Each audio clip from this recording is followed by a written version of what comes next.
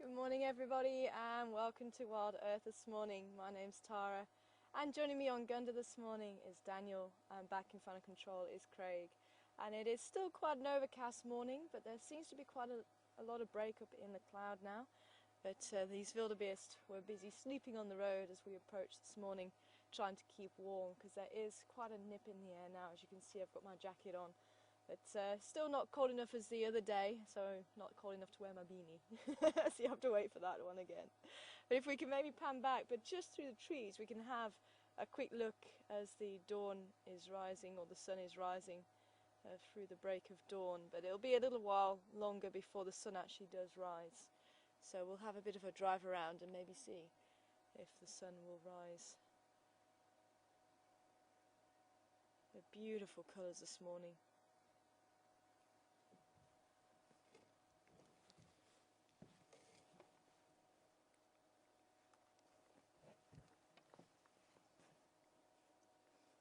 You can already hear the red-billed oxpeckers calling overhead as they find their way to the wildebeest and the impala, maybe any other hoofed mammals around.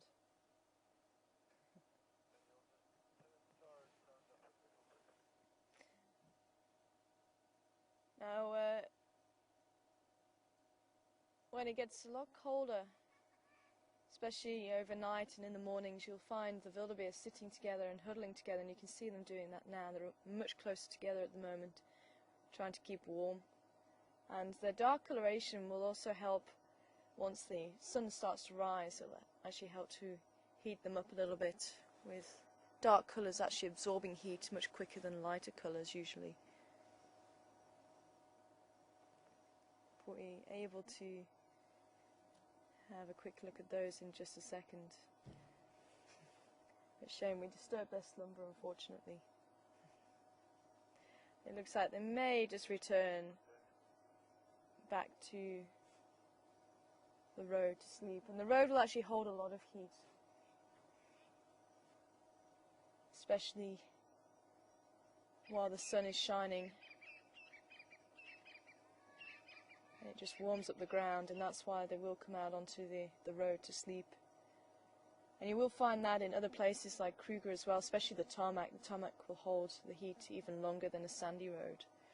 So you will find many different animals taking a nap on the road just to try and keep it a little bit warmer.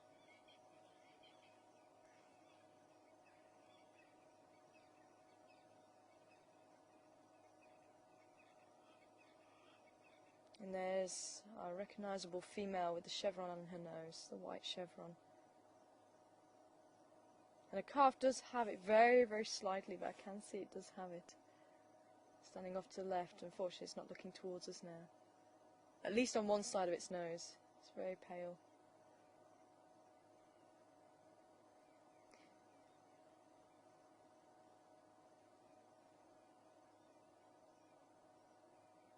There we go.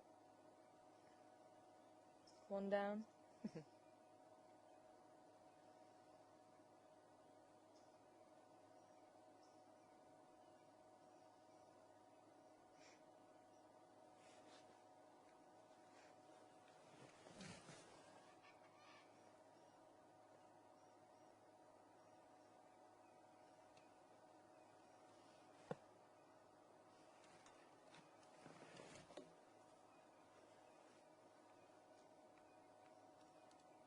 Now the wildebeest are actually watching the impala, who's just to our right, and I think he was watching another male run off. He's actually relaxed a little bit now, but especially the bull, you see him coming out and watching. There could be something right on the other side that the impala hasn't seen, but he was standing very tall with his ears pointing forward. But now he's gone back to grazing and they're still watching, so there could be something behind. What are you guys seeing? You're looking at me now expectantly.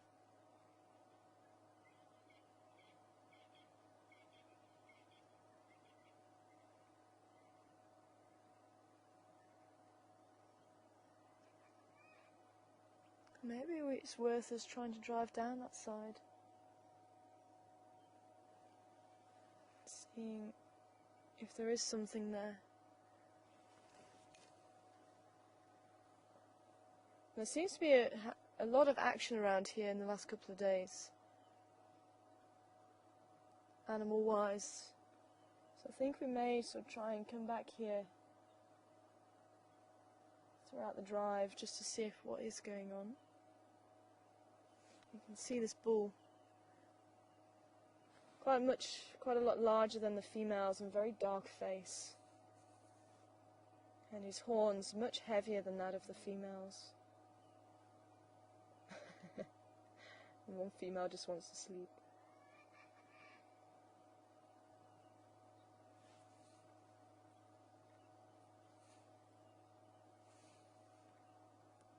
Still watching.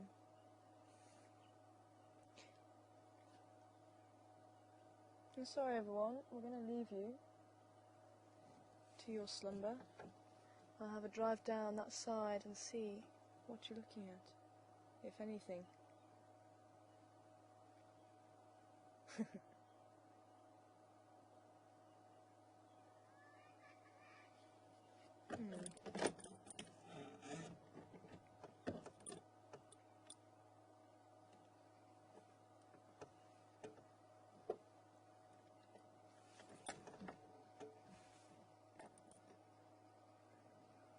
Hear the guinea fowl calling as well. Okay, we definitely need to make a move. Which way do we go? Which way indeed do we go? I'm hearing the guinea fowl on that side.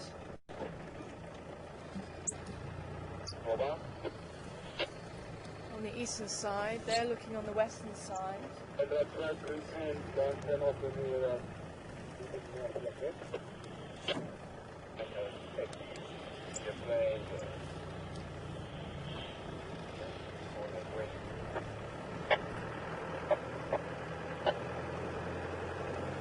Morning all stations, also mobile this morning, checking out the quarantine area and then south.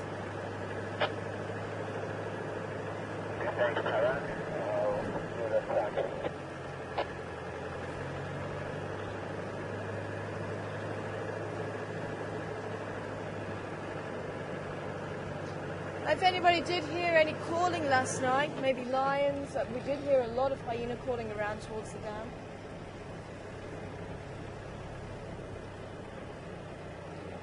Is there any station going past Gowrie Dam first thing this morning? I don't think so, Tara. No, it's 55 driving all the way, so I don't think anyone been there this morning. After that, yeah, I just heard a lot of guinea fowl calling. I'll go and check it out now.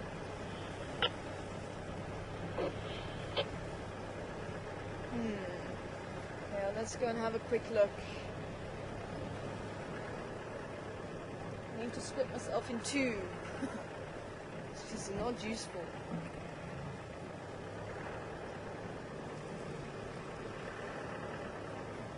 But I did hear a lot of hyenas calling last night that side. The guinea fowl are also calling. Maybe there's something to it. We're going to have to try and do a big loop. So we'll go east first and then on to the west before heading down. Now, I did hear from a guide yesterday there was a male that they haven't seen. He's quite a huge male apparently, and he's got a hole on one of his cheeks, almost looks like the Joker from Batman apparently. That's how he described him to me. And he could have been out and about yesterday.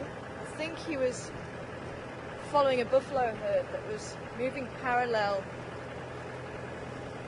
to Gowrie, Maine. I know Jark went down to Gowrie, Maine yesterday to check it out. I did tell him about it.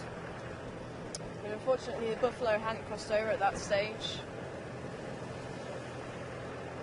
But apparently after we closed down, we did hear word from the guides who were still out a little bit later on. I think we just need to have a look in here, on the camera there.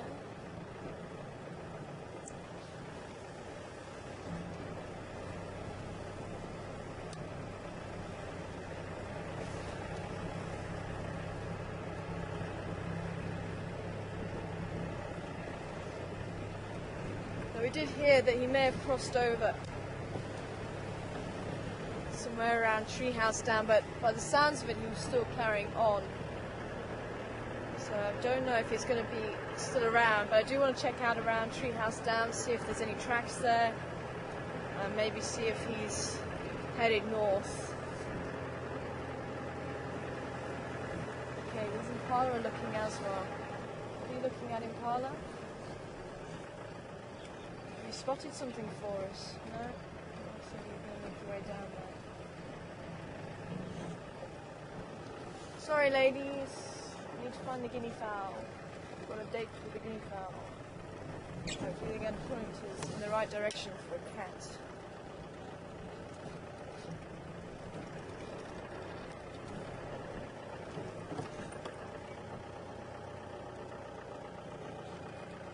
Over his shoulder there.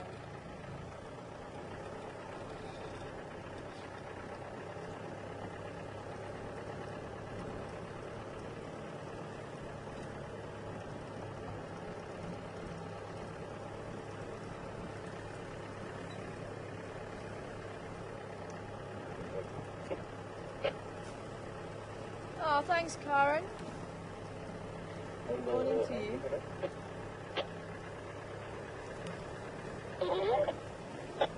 Morning, Adam. There's the guinea One fowl. of you checking There's the guinea fowl in the tree. Okay, copy. Here the children and donors to Zuma, they could use Alam Color. Sounds like Cheetah Plains open area, maybe government boundary side.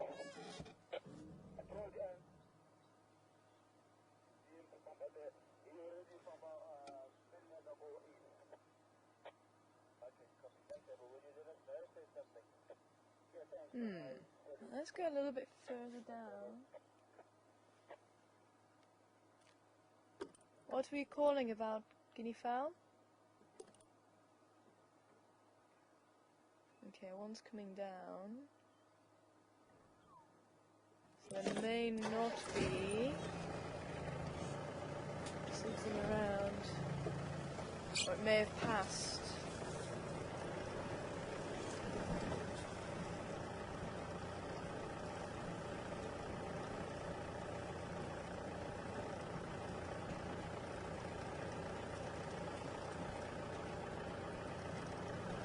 Unless they mistook something in the morning light. Guinea fowl are usually quite reliable.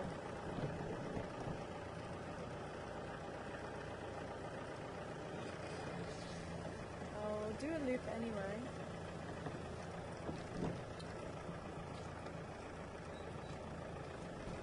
Karen's saying that there is a viewer on one of the vehicles, so I hope we get a chance to see her. It's always great to see and meet people who watch, and I certainly do enjoy going to the lodge, go and have a chat with people. I did have some viewers who'd been watching for a good couple of years, and we had a bush braai that night as well. It really was quite something. Really lovely people.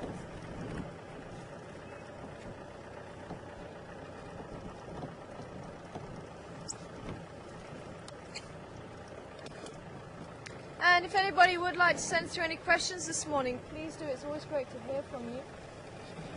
Send them through to questions@wildearthsafari.tv.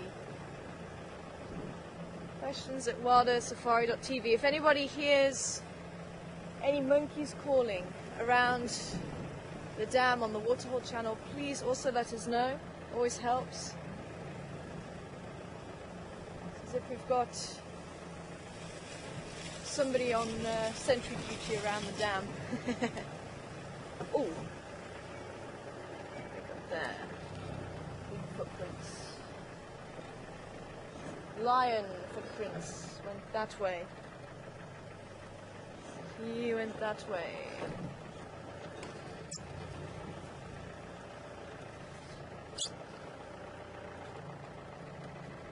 Not very fresh though. But and have a quick look at them from this side, be able to see them. Because I still want to check the western side before we lose too much time, but I think we'll come back over the dam wall, have a look around, but they're not fresh. Sometime last night, but we do want to go over the dam wall. Let me just go and put my hand next to them so you can see the size comparison.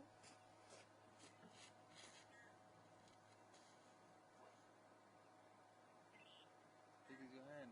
Sorry? As big as your hand. Big as my hand. So as big as my hand. We'll keep that in mind. Might be able to come back and actually have a closer look. But we don't want to waste too much time. Just in case we do have a predator in our midst.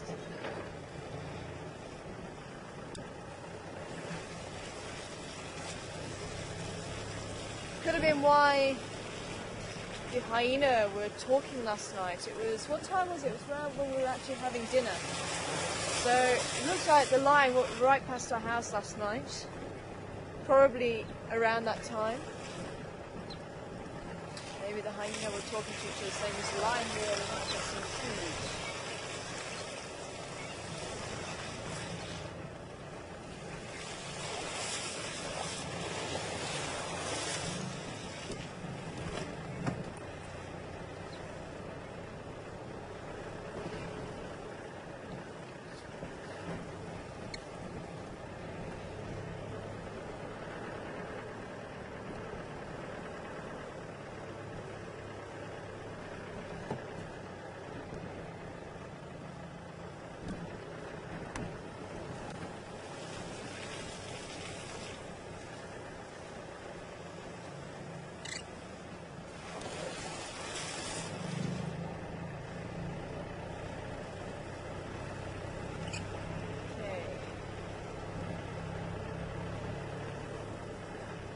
Quickly check out the western side.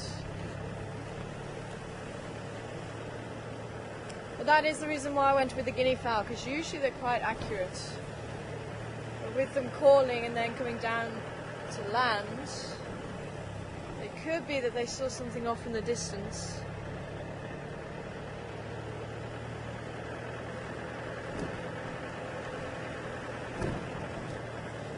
We're going to go just a little bit faster than normal because I do want to just check the west, and then we'll head straight down into the east along Central Road. I wonder if you went up onto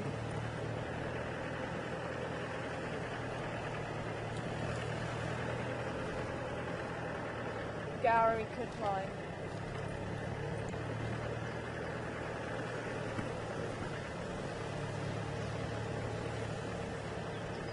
It's quite interesting actually. I think there's a couple of people commenting on the different speeds that we drive.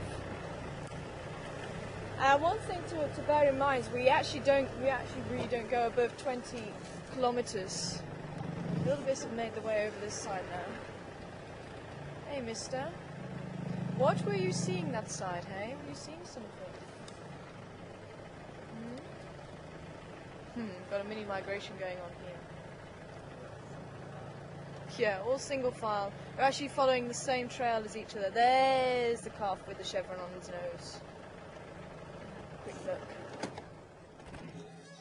Oh, he's gone camera shy again. But we do still have 4 calves. And this will be a game trail used by other animals. So this may eventually lead down to water.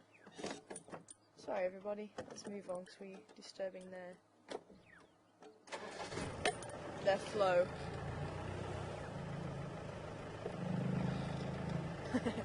Everyone's taking a moment just to start washing themselves. Sorry guys and girls.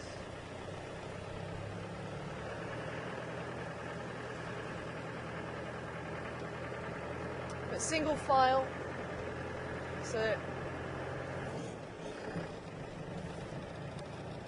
it's the area of least amount of resistance. You can can just concentrate on following the one in front.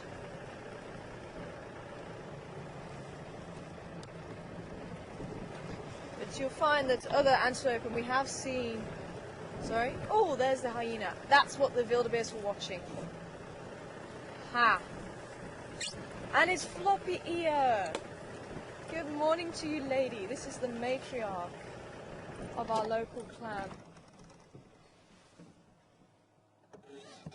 And are you checking out those wildebeest calves? And I think this is her cub. Remember, she was pregnant and we haven't been able to find... This does look like her cub. And we weren't able to find a den, but that cub is about the right age. Oh, fantastic. That is what they were looking at. Sure of it.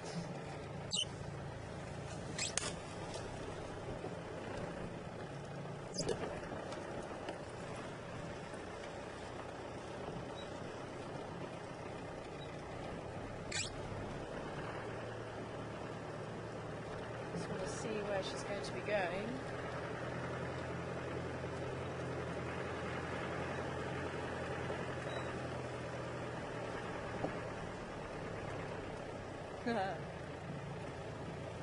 So it looks like she's only got the one cub. Now this is normal for hyenas, and it could be this cub is a female.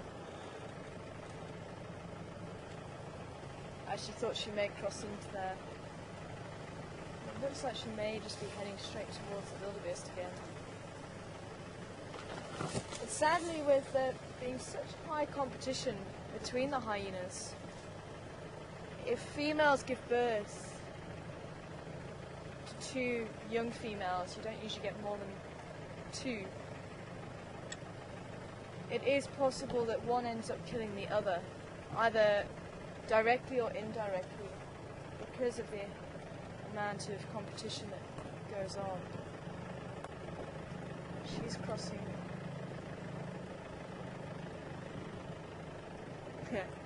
Cub's running on, up ahead.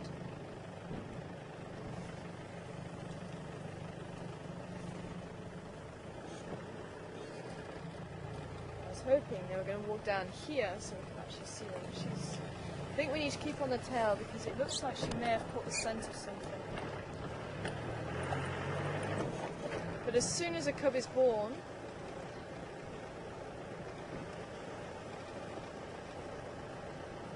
she may start biting, she may start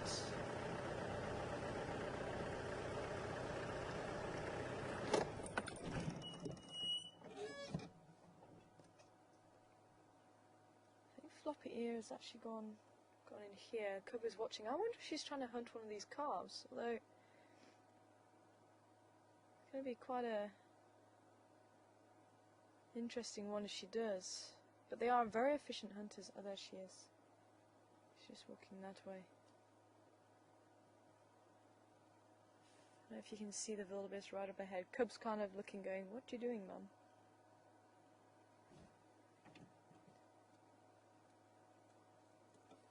Let's see.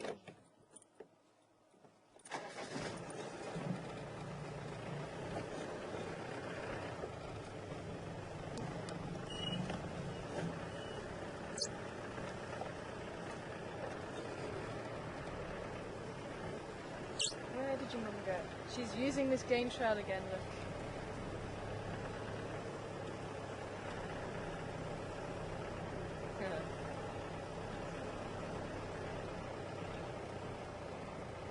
Okay, I think we need to stay with her as much as possible. She might just be sniffing out.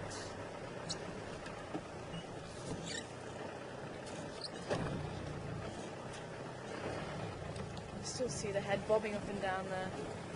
She could be smelling a carcass.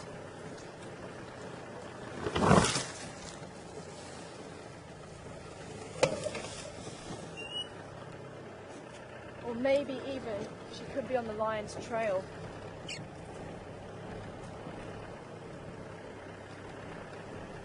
So just with her going faster than just an ambling walk, which she does tend to suggest, and with her being out this time of day, but it is overcast.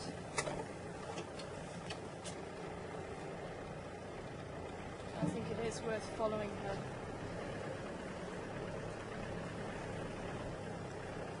It could be even somewhere in here, so I don't want to take the road around. And usually when hyenas hunt, you would find cooperation, so I find it a bit interesting that she may try and go for wildebeest calf. Okay, where did they go? Oops. There. Directly up ahead.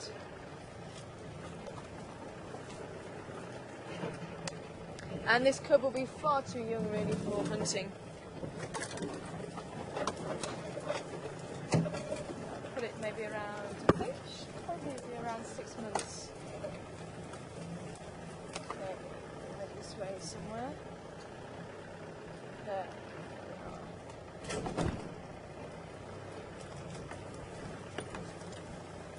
Unfortunately, I have a wall of trees now.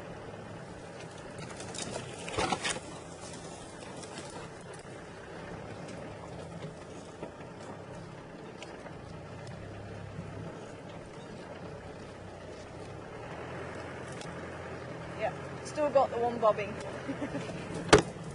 Quite handy having a little one to follow.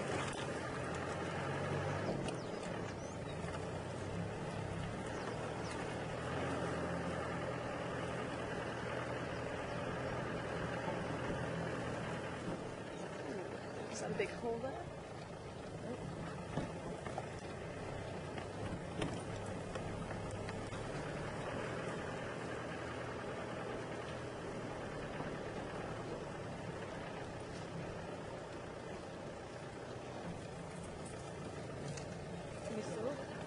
More left. Oh yeah, got them.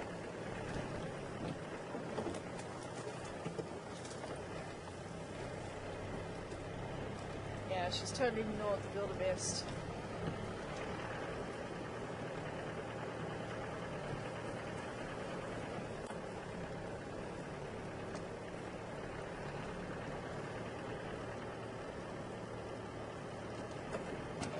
I think she's going to come out where we just found that track, look.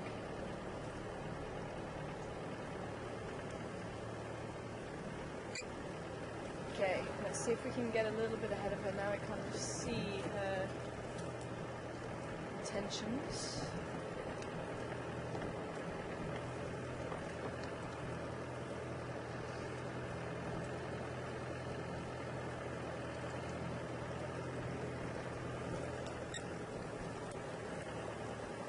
She really is on the scent of something.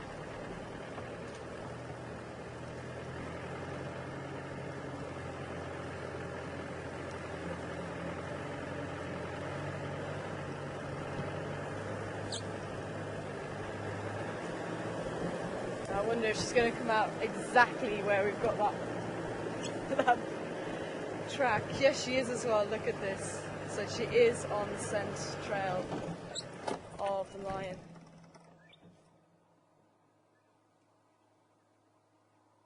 Pretty much exactly.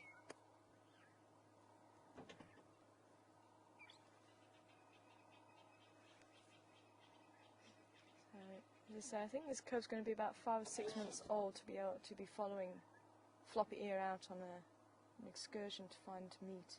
She's cutting through here. There's quite a nice game trail there. Okay, we need to follow.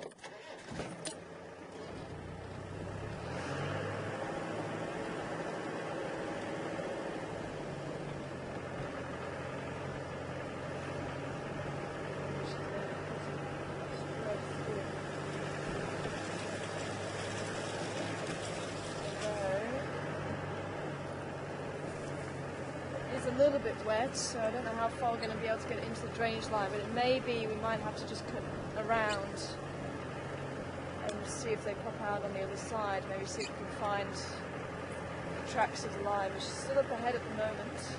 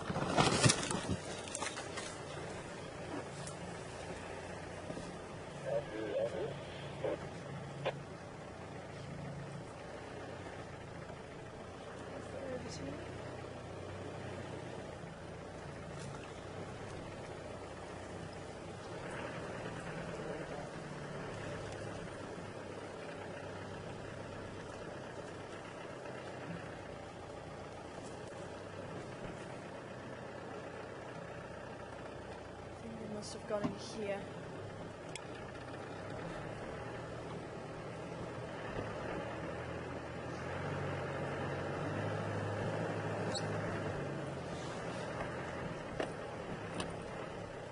Always so exciting following an animal into the bush. Can you see her?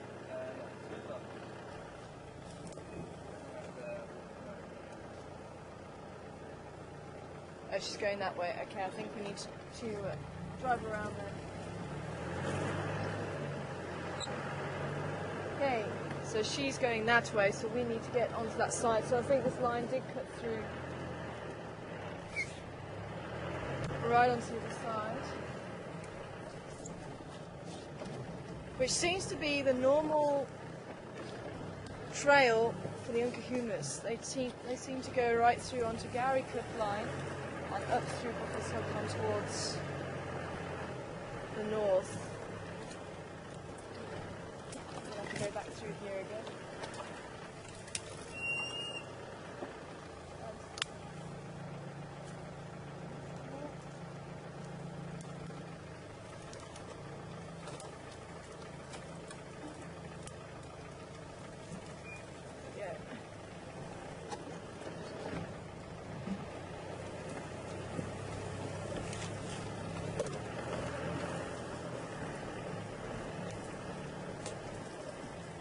Oh, another hyena. Okay, there's got to be something. There has got to be something, I think. Also picked up the trail of floppy ear. So we're not going to follow, we're going to try and go round.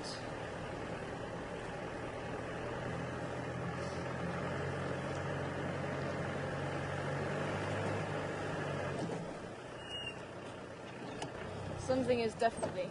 Come on, Gunda Gunda. What are you doing?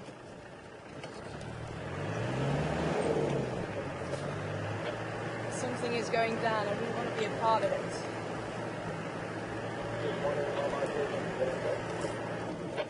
Aha. Sounds like Ephron. Good morning, Ephron. And all stations just had a lot of BC. They just hammered into the drainage line south of Gowrie Dam. It looks like they're following possibly the Ngala and Consos onto Central Road. I'm going to be following up.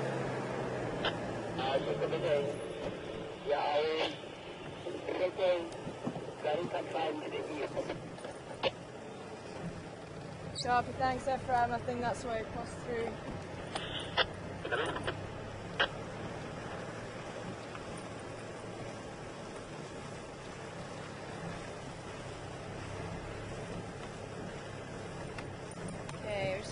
We're just going a little bit faster than normal, we're just doing under gain drive speed.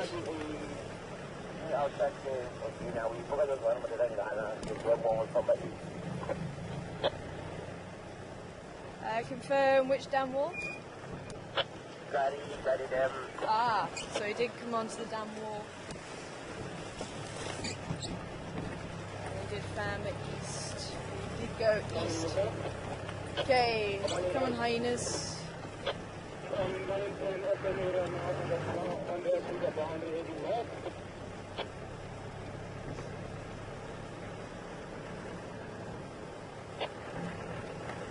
So from where we were, the hyenas should be coming out here.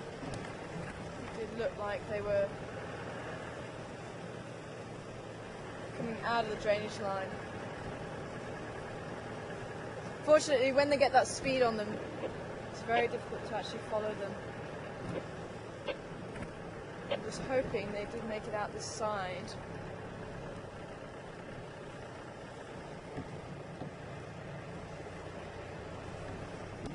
Should be somewhere around here.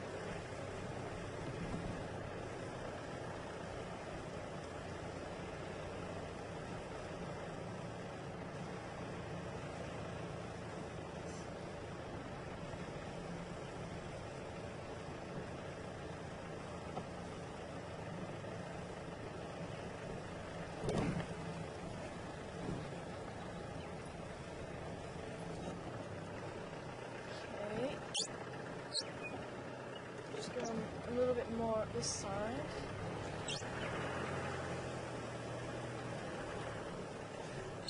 tracks in there.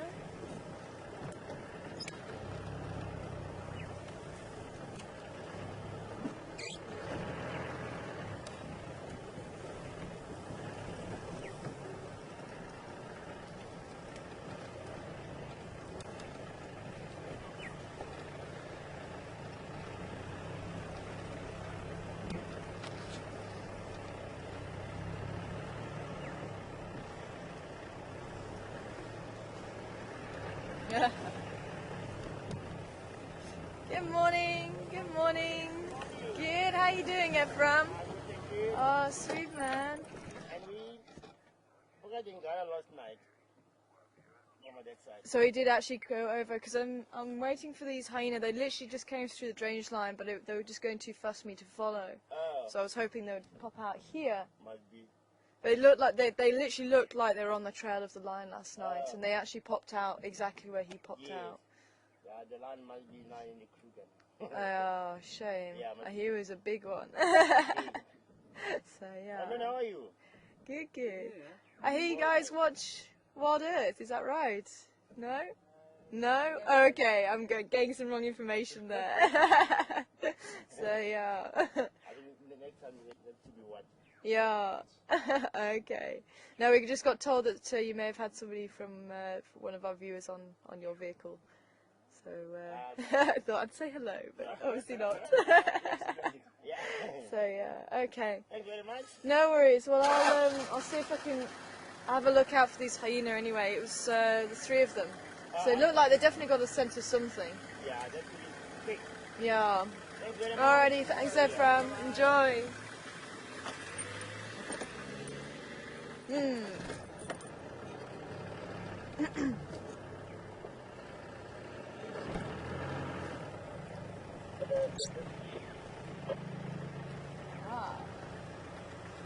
So,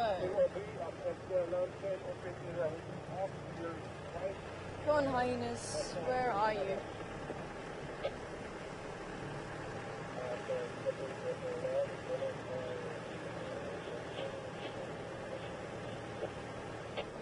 Unless they've actually gone a bit further down that way. Maybe they have. Okay, let's check out a little bit further along. Because we did actually see them going up the other side. Yeah. So she shouldn't really... Okay, let's have a look. Ephraim usually drives out of the same lodge. Apparently our viewer is staying in, so... Shame. Like, no, we haven't heard of you.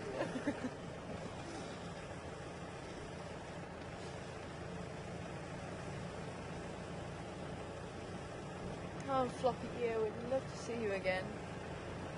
Let's say, when you've got that burst of speed that they were having, they definitely were on the scent of something. We just say that the line had already crossed out of our area, sadly. I'd love to have seen him. She's that one there.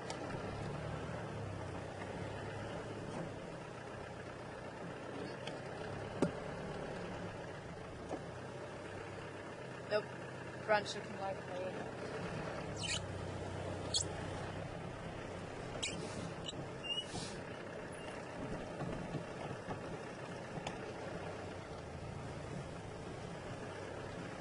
I'm just going a little bit more here.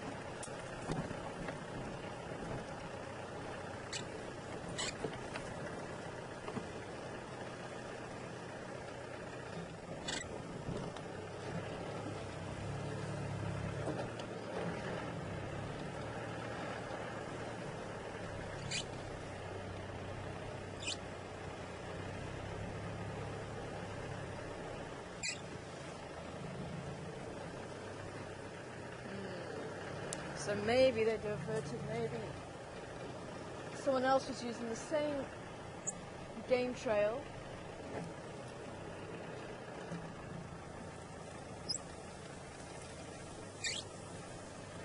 lion.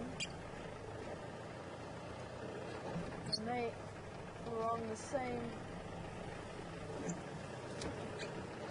trail.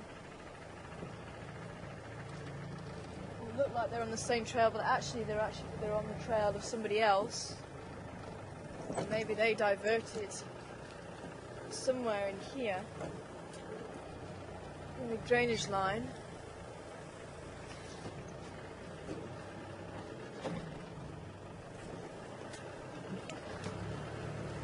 Unfortunately, that with her going up onto the other side of the drainage line, there wasn't really anywhere to follow her, so I was really hoping that we would see them on this side. It might be worth us just trying popping on her head in just along here somewhere, just seeing if the hyenas just on this side here. I really want to know whose scent they were following. I'm sure everybody back home wants to as well.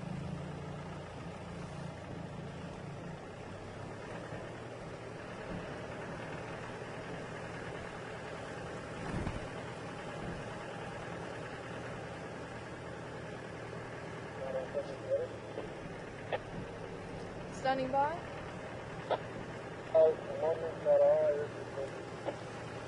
I'm very well, how are you? No complaint. I do have one of the guests at Galabo. All the time they say they want to do from Aha. America. So I'm going to drive on the western side. I'll try to find you where you are. After that, that'd be great to meet them. Okay, thanks very much. Aha! We found our mystery guest. Found our mystery guest on somebody else's vehicle.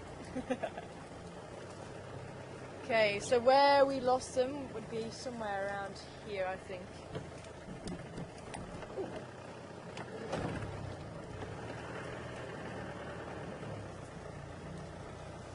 How big is that tree? Can I get over it? And normally I wouldn't do this. Normally we would just go off-road, but I'm so sure that they were following something.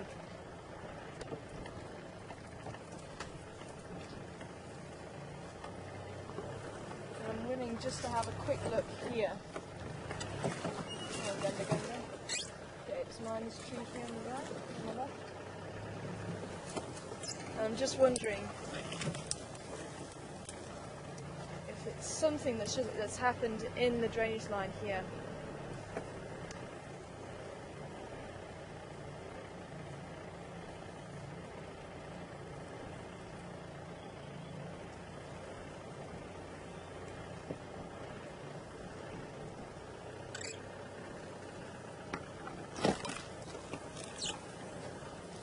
This is the side that we need to be on.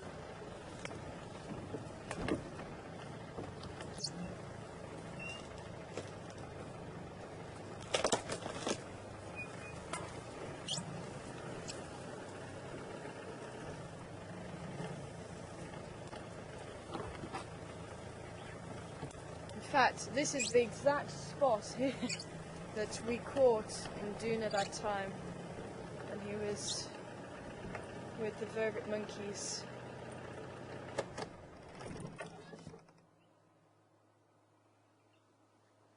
So we do know this is a favourite spot for those leopards.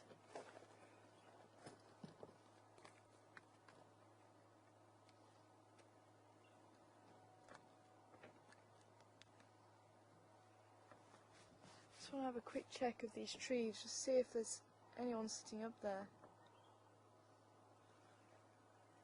I'm just going to poke my head just over the side here.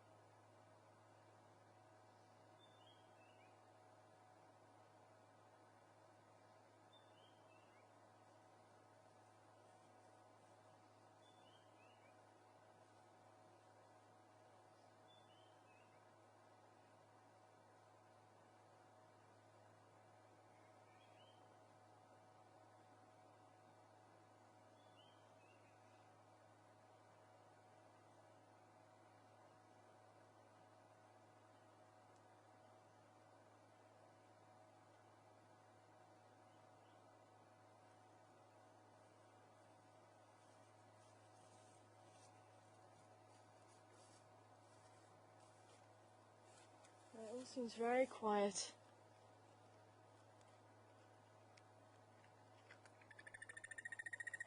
Hey, Crested Barbet. Okay.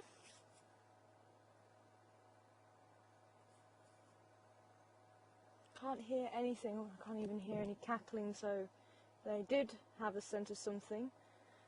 Then they may not have found something on the floor. It could have been maybe food in the tree. But our search isn't over just yet. We're going to continue on. Maybe we'll have luck with those hyenas popping out. Maybe. But we'll try around Vulture's Nest and try in the drainage line. And we'll see how far we can get that side. But the ground is a little bit soggy in the drainage line, so we'll have to see. But we'll keep a lookout in the trees here. We'll keep a lookout everywhere that I think they might have gone. I'm just listening to the birds and just seeing if there's any other alarm calls that are given. The Frankens were calling just then a bit further down. So let's keep going. Let's see if we can find what they were after this morning.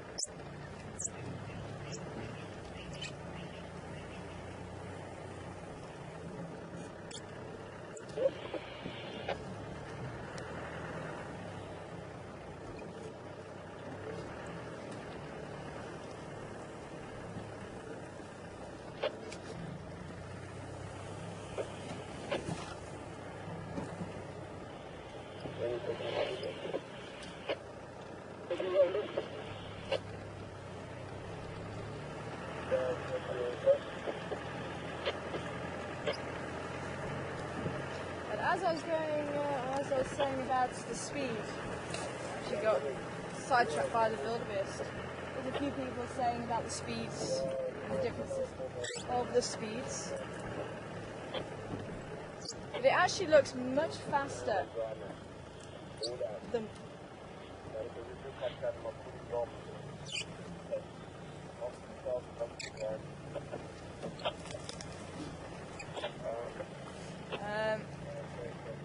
just listening to an update there.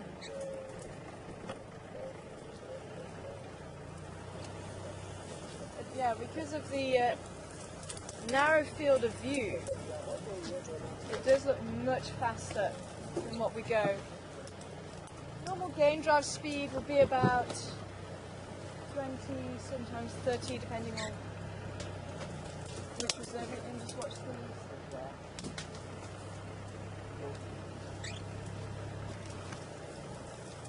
But for us, we usually drive maybe about 10 k's an hour. Or if you're trying to catch up with an animal, maybe about 15.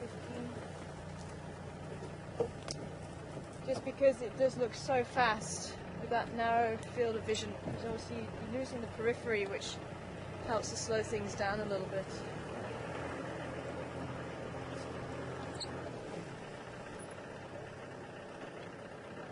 And I remember when I first arrived and people say, she's going too fast, she's going too fast. It's because I'm so used to normal game drive speed, and 20 is actually a bit too fast for our camera.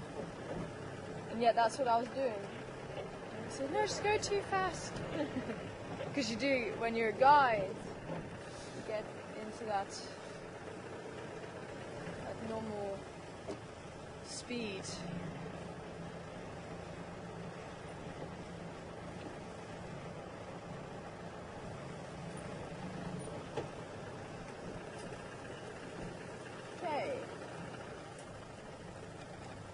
So, my little spotted hyena friends. There's no tracks to say that they actually did come out this side.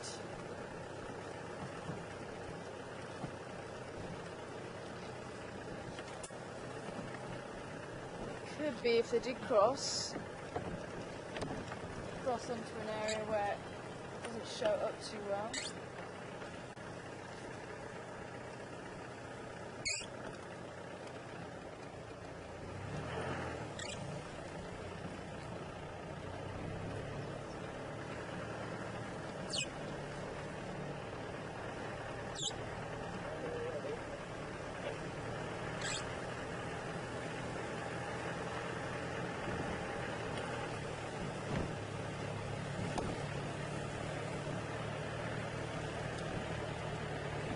That was a bit of excitement for the morning.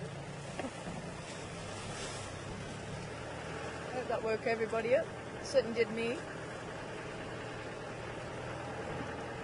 And that is the beauty of what we do here. We don't know what we're going to find.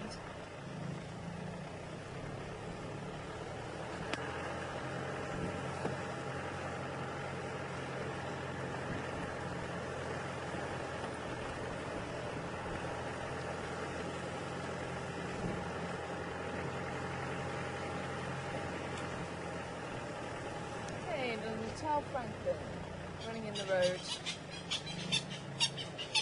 Was it you guys that were calling a bit earlier?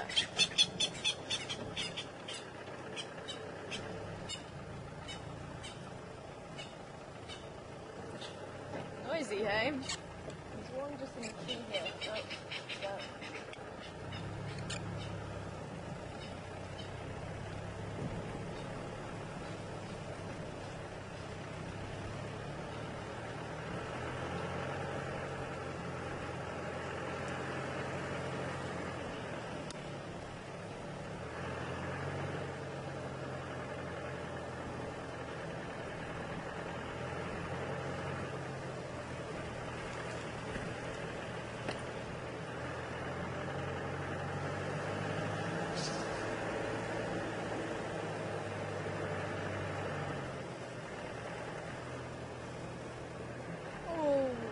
In the road.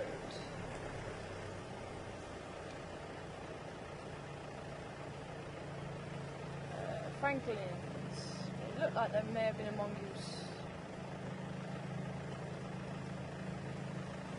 We have a little Franklin family.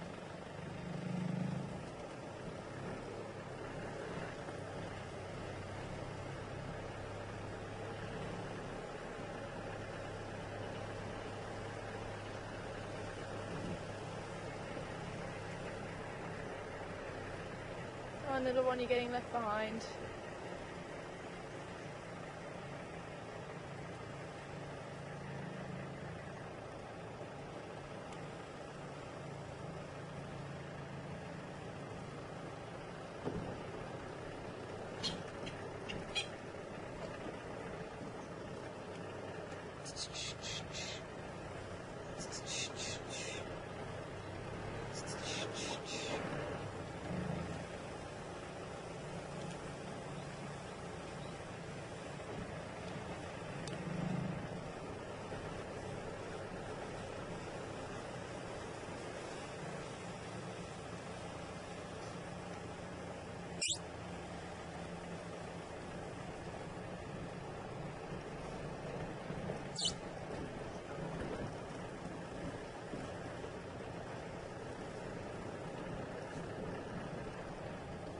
Hey, we're going to build Hornbill. No, it's not going to stick around.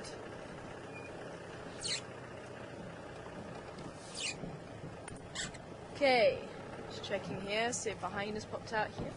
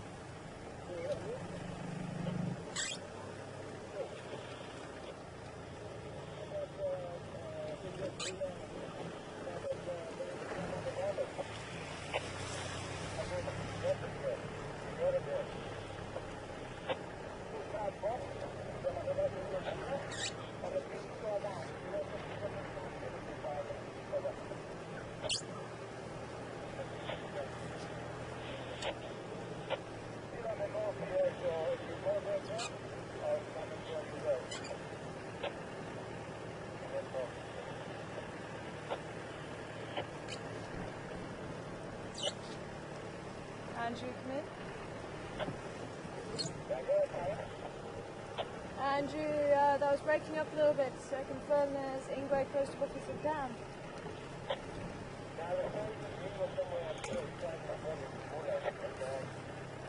Aha.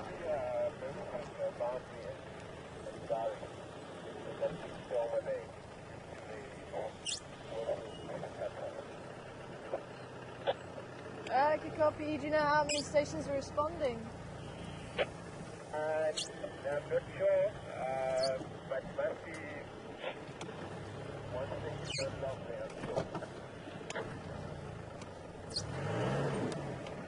Go after, thanks Andrew. Aha. I think now we need to. What am I going on to? Can you see? Oh, a little stump. Let's turn around and head towards Buffalo Dam. Apparently,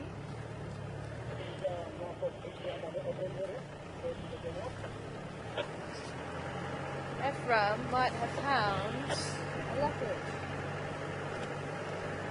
So we'll leave our search around here for now. See if we can go and catch up with a leopard. It sounds like he could be in Vula, which is a big male leopard. He is beautiful.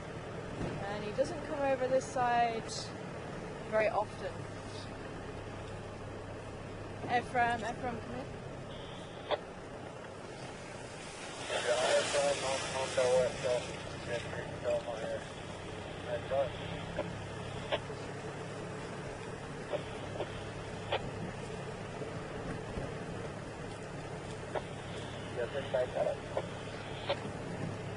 Can I join your log in the liner? Yeah, I'll submit it.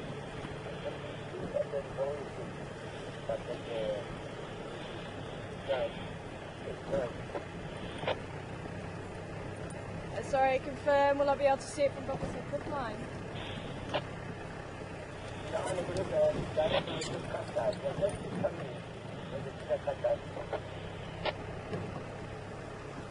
Copy, thank you.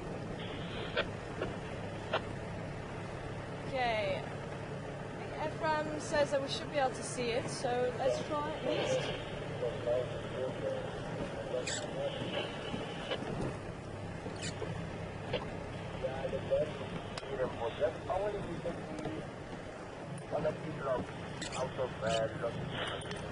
Neo, good morning to you, Neo.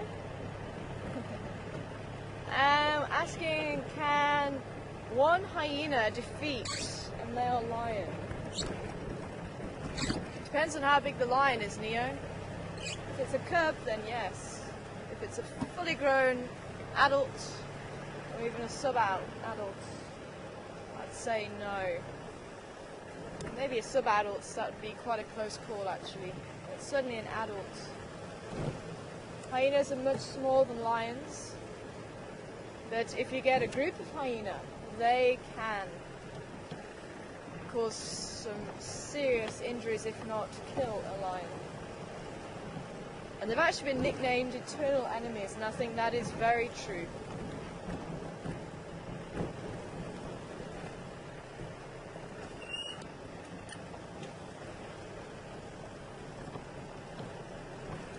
Hi Anne, good morning to you. And hyenas, do they normally travel in packs?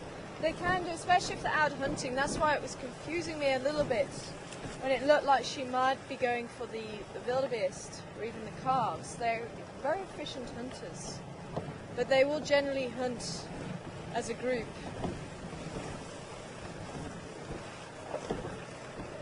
But trying to tackle, she might have been able to tackle a calf on her own.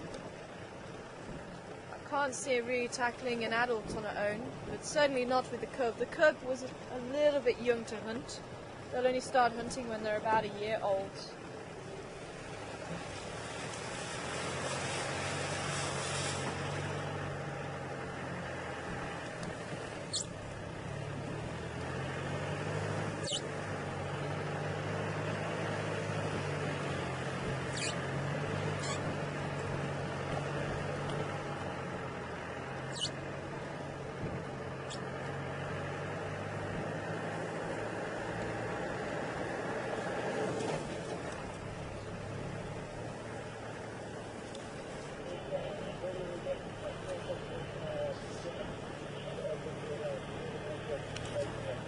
good morning to you, Zad. Good to hear from you. How big can a pride of lions get? In some areas they can get up to around 30 or so. But here in the Savi Sands, they get to the low teens. And most of our prides in this area have been decimated because of the males, actually. Unfortunately, they've been killing a few females and a lot of the cubs because of the takeovers that's been happening. And when a male takes over a territory of another male, if there's any young cubs, they'll tend to kill them. Because otherwise they'll have to wait 2 years before they even have a chance to breed with that female. And it could be that they lose that territory. So instead of waiting, quite often you will find those males that take over will kill the cubs. And maybe about 3 or 4 months later the female will come into estrus again and they're able to sire new cubs. And that's basically what's been happening. So the 6 prides, I think, their cubs have been sired by the Majingilans.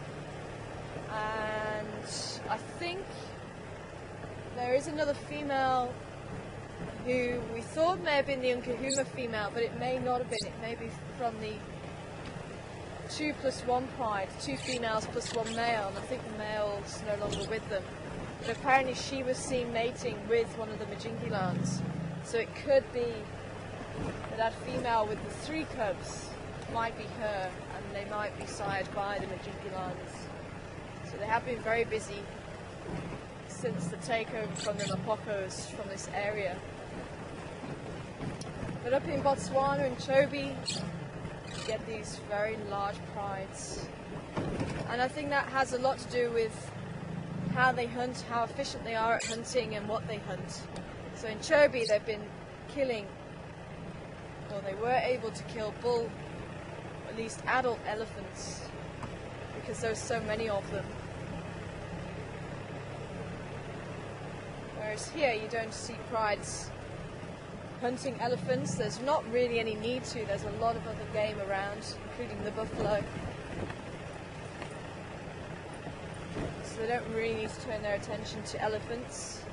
And as I say, the pride numbers can't really get large enough to be able to hunt elephants, or to warrant hunting elephants.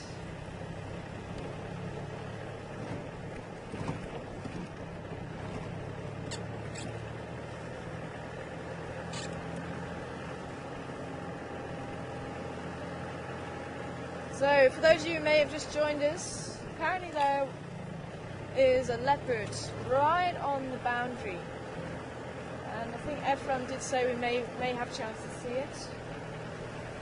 So we've left our search for now to go and see if we can be lucky with this leopard. And it sounds like it's Mvula, which is one of the big male leopards of the area. Very rarely we get a chance to see him.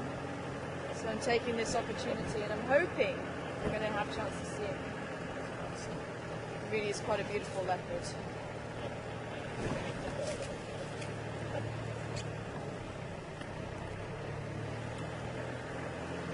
Standing by, you calling me?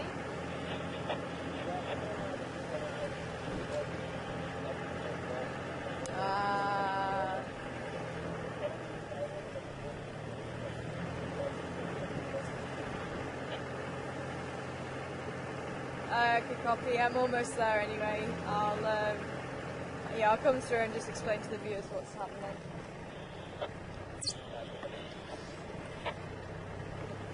Just as I'm saying, apparently he's just made his way a bit further north, but I'll go up anyway and just have a look. You never know, if he moves again, you may have a chance to see him, but everyone's saying there's no visual now from the road. Very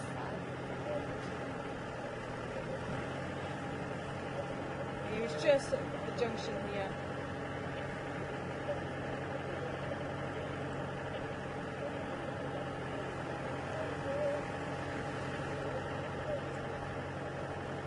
Ooh.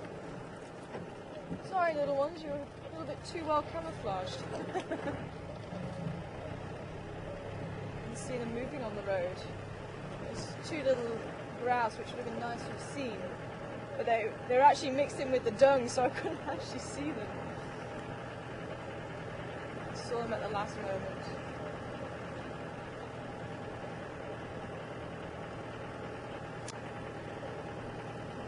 So, Mvula we might not have a chance to see after all, unfortunately. But somebody was asking if I can get the name again.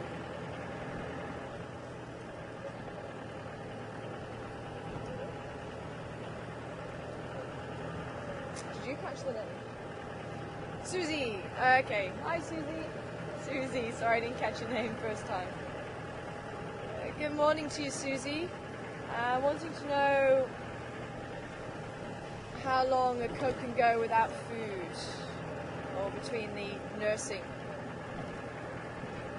And hyenas actually can nurse sometimes up to an hour and a half. So they'll actually fill their bellies, so they can actually last quite a long time between the feeding. And because of all the competition, you very rarely get females taking food back to the cubs, so they have quite an extended period where they'll eat, or they won't eat meat, they'll just drink milk. Now when a cub reaches about 5 or 6 months old, as we saw with Floppy Ear's cub, they'll then start to join mother out on foraging excursions, but again, they won't really be able to hunt for themselves until about a year old, or they won't join the hunts until they're about a year old. So it's usually about a year when they're weaned. So it's quite a long process. They may be lucky enough to eat a little bit of meat around 2.5, maybe 3 months old, but most won't taste meat until they're about 4, 5 or 6 months old.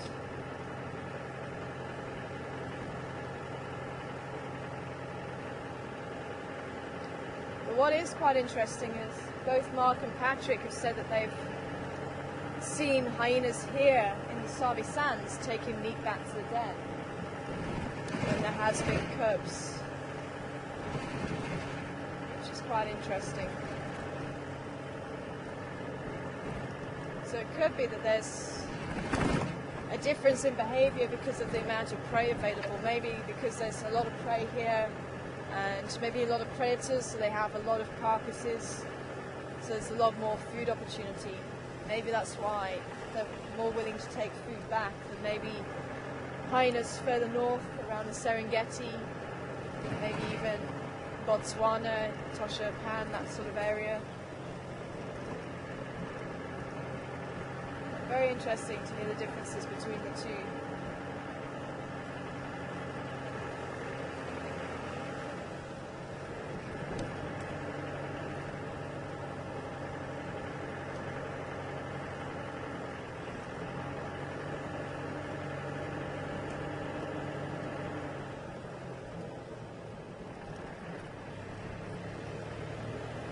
Okay, so this is where Mvula was.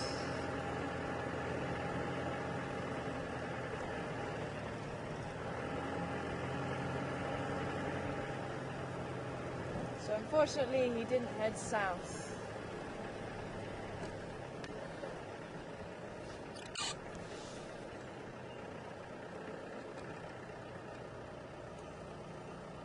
Looks like some drafted though.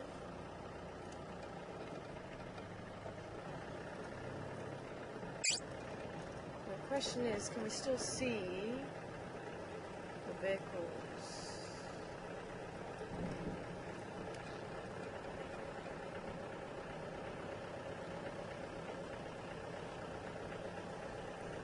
But it doesn't look like it. Oh well, not to worry. We'll drop back down towards Buffelshoek Dam. It would have been nice to have seen him though. At least we tried. It could have been that he decided to get up and walk south onto our property, so it's always worth a try even if they are on the boundary. But this morning he decided to head north.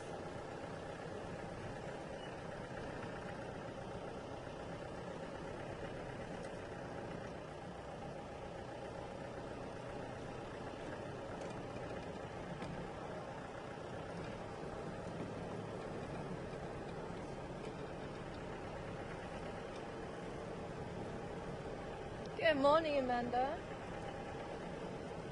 And welcome on board to you this morning. Wanting to know about giraffe. Do they live in matriarchal societies? Do the males leave the groups? And what is their social setup? Giraffe society is very loose.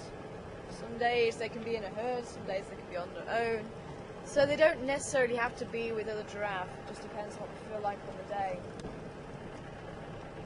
And males can stay with the females, can get mixed herds. So young males will only start really sparring when they're about 5, 6, something like that. And they may break away from the females around that age and go and find other males to group together with. So they form a bachelor group and they'll learn how to fight and defend themselves, all that sort of thing. And there may be a big bull as well. We may associate with them for a little while. Sorry? You have to speak again. Oh, car on the right. Ah, that's where he was then. A bit further west than Cheetah Pit Line itself. Yeah, a little bit too far in. Oh, there they are. So that's where Mvula must be. Yeah, too far in, unfortunately. So we're right on our northernmost.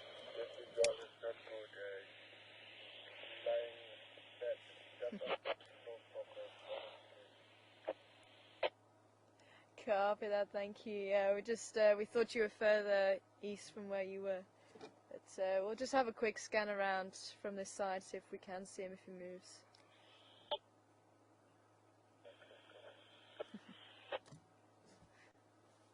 So apparently he's lying flat underneath a tree. If we can maybe just turn the camera that way, I'll be able to see at least where he's supposed to be lying flat.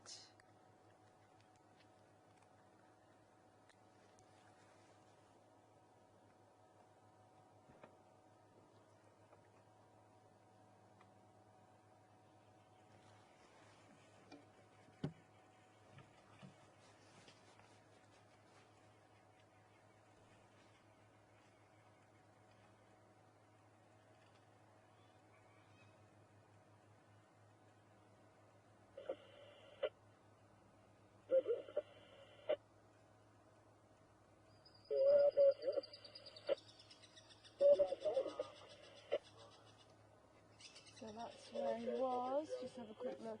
We're able just to have a look. The squirrel's just there.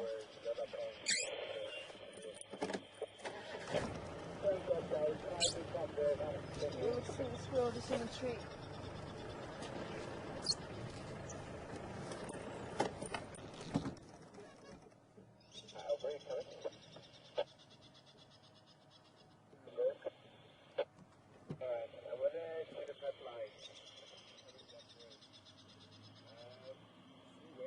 Sorry?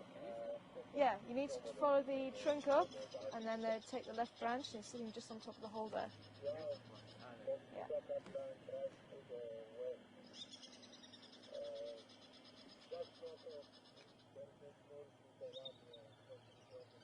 Oh, move now.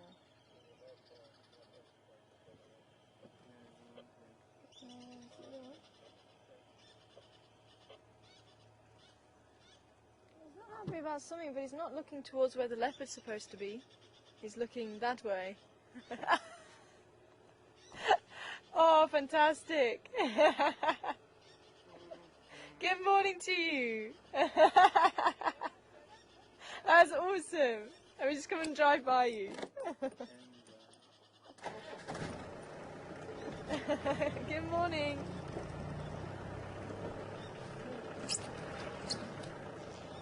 I wonder, does everybody mind being on camera? Would you like to say hello to the viewers? Hi, oh, it's good to meet you. We were out, oh, I actually, unfortunately, have to say, I was trying to say hello to you, but we thought you were on the other vehicle, so I'm saying hello to this lady, and she's going, it's not me. Shame. How's your morning going? Wonderful. Oh, fantastic. Oh, it's so good to meet everybody. So, how long are you staying here? We'll be here. We're leaving tomorrow. Tomorrow, okay. No, not until Thursday. Thursday. Oh, not till fantastic. Thursday. Oh, so you got a few more drives here in the Sabi Sands yet? Yes. Oh, fantastic. So we might see you again then. Yes. Awesome, awesome. So you were as big an item as Karula. Oh, thank you. Have you seen Kruli yet? No. Not yet. We're Okay. on the hunt. Yeah, same. So I'm going to probably head back that way. We were hoping to see this boy, but he moved a little bit too far in. Just briefly. Oh, he's beautiful, hey. Stunning leopard. Oh, We got a fantastic. nice photo. So Oh, that's good. Oh, that's good. Awesome. Well, I'm going to keep going this way and hopefully see if we can find some tracks. We had some hyena this morning following a scent of something, but we lost them. So we're going to head back that way. And if we see her, we'll definitely give you guys a call, hey? Awesome. I'll keep my fingers crossed for you. we're holding thumbs. Awesome. Holding thumbs, that's it. Nice to meet you. Take care, hey. You too. Take care. Bye.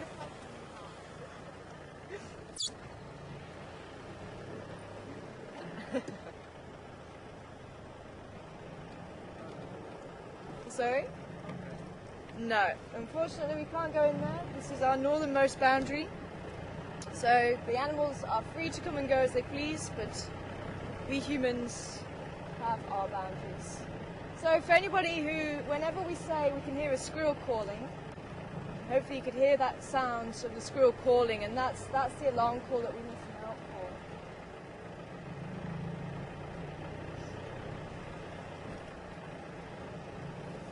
Sorry?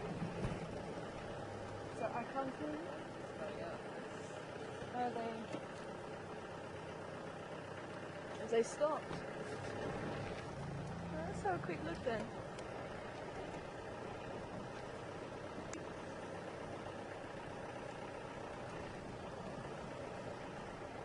I was reversing a little bit, maybe he's coming down this way.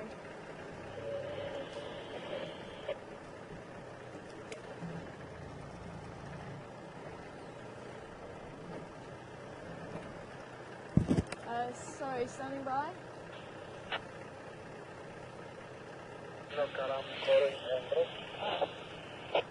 Ah, okay. Yeah, just looking at the tracks there. Okay.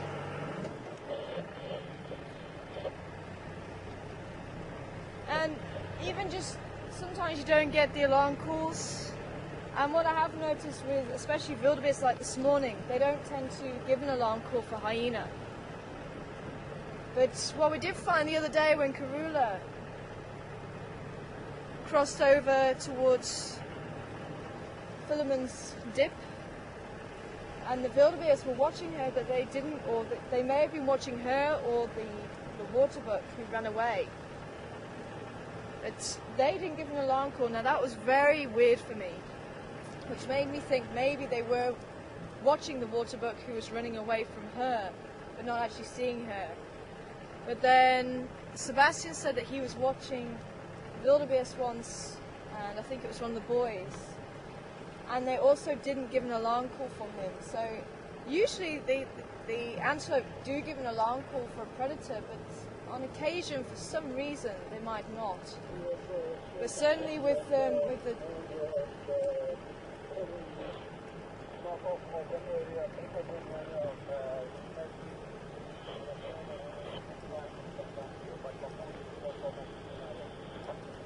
it's just letting Andrew know where it is. But it is always worth checking the behavior of antelope, because they may just tell you if something's in the area, like the hyena this morning. And I do wonder what the guinea fowl saw. Maybe they saw another hyena. Maybe there was something happening like that. Another hyena joining floppy ear and her cub maybe went on ahead of her. But one thing with the squirrels and small animals, when they're given an alarm call, doesn't necessarily mean that it's a big predator. It could be a small predator, it could be a snake, it could be an eagle, it could be anything like that. So it's all relative what's going to be threatening them.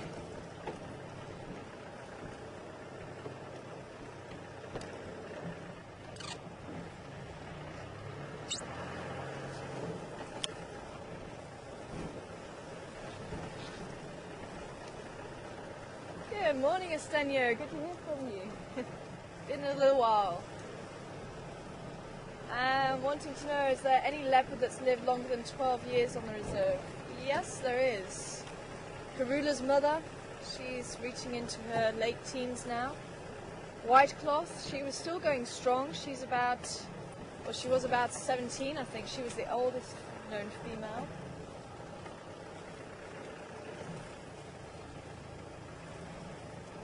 But unfortunately, she was killed by a male when she was protecting her son. And for those who weren't able to join us the other day, Whitecloth's son is still alive. He's still doing well, apparently. Seen about 3 weeks ago by one of the other guides in the area. Seems to be spending a lot of time, I think, down towards the south and southwest. Let's have a check on Mama Hippo while we're here. See if she's still around. I see ripples. I think she might be.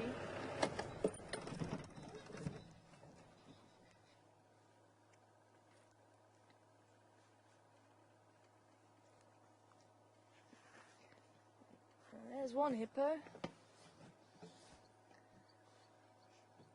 think this could be Mama.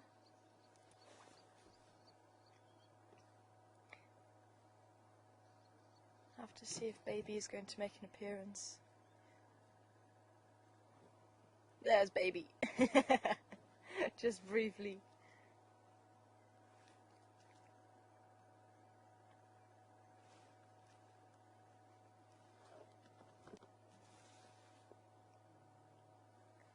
I doubt baby is older than a month. It's very, very small. I think everyone's nicknamed it Bubbles.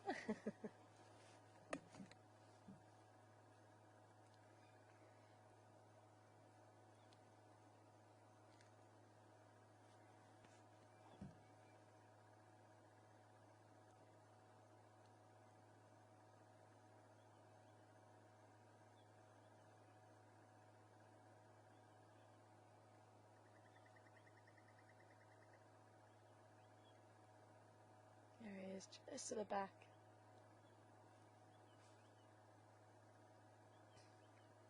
Now when they're that small, they're more likely to try and climb on the back of the mother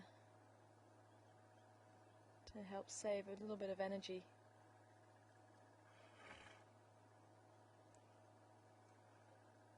Because when hippos are at the surface of the water, they do tread water a little bit for a little while before returning back down to the bottom of the lake or the dam or river, wherever they are. But the babies do seem to be a little bit more buoyant than the adults.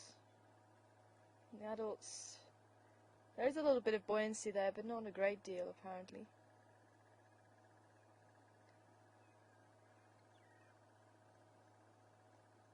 She's moving to the right there. She might just pop up just in front of us again.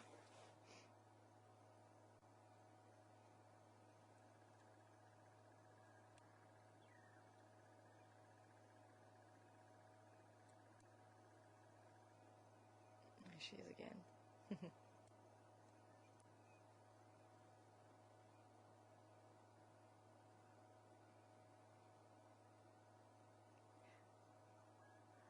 And adult hippos can't feed underwater, but babies can. When babies drink the milk, their eyes, the ears, the nose will all close, whether they're in water or on land. They can drink milk in both in water and on land. So they'll close everything, and that stops them drowning. So it's an automatic reflex, so it will stop them drowning when they are in the water.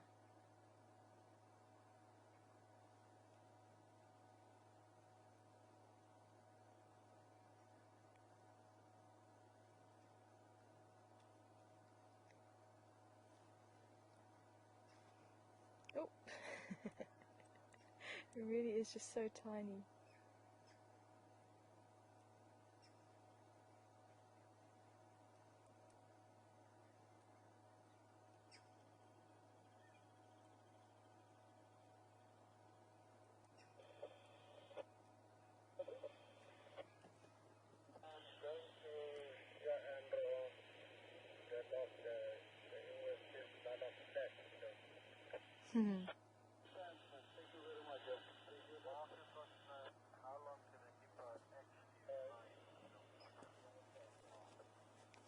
Good morning, Marcus. How can a hippo, or how long can a hippo stay underwater?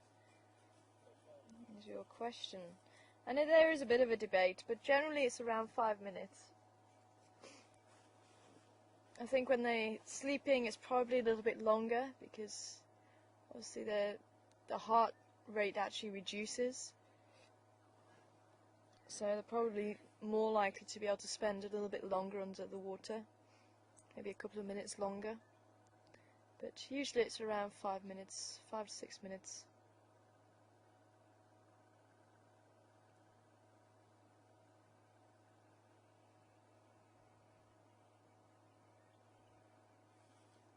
And obviously that will be for an average size hippo, so if you've got a baby hippo it probably won't be as long as that. Yep. Looks like it's trying to climb on the mum's back at the moment.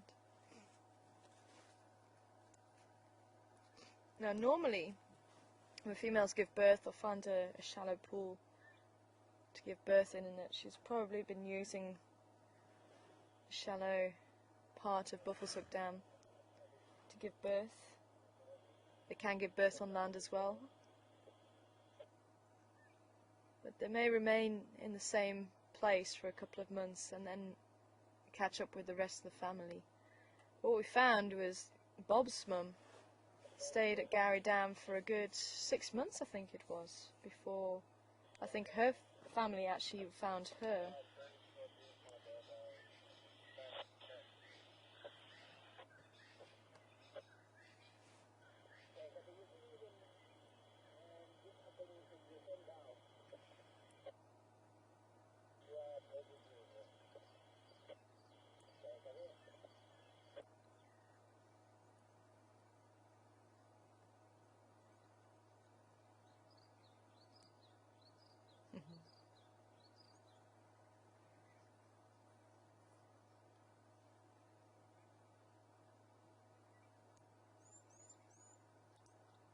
You can hear the tinkling call of the blue waxbill.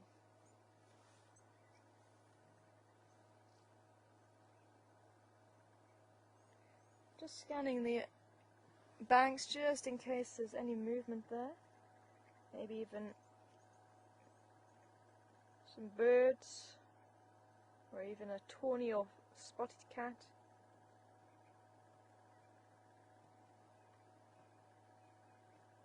I think we'll head back towards the south and have another look around Chelapan, which is where we were heading to begin with.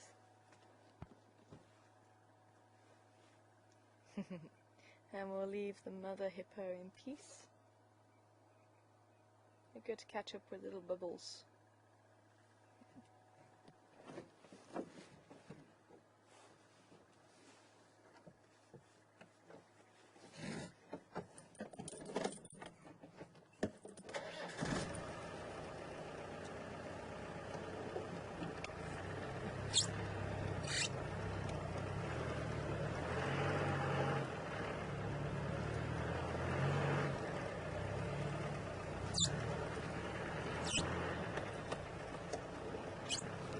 We're going to take my favourite road, Nyala Road North.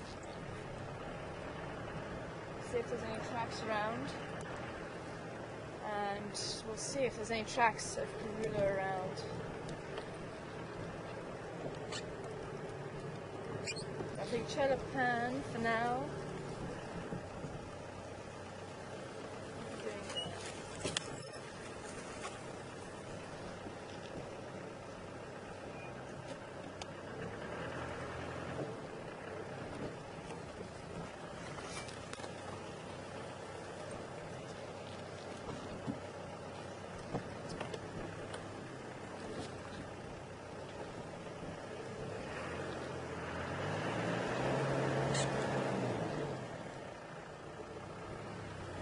Hyena, we're busy again. Hyena tracks down here.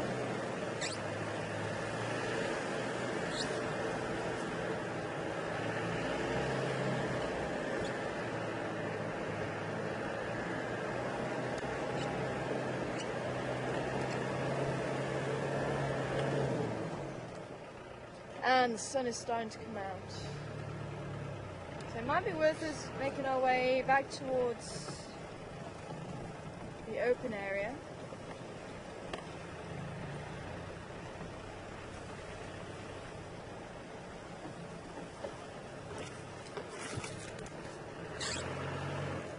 Tiger Man, good morning to you.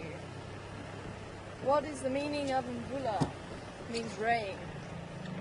Quite while he was called, or why he was called rain, I'm not sure. It could be they found him or they spotted him when it was raining.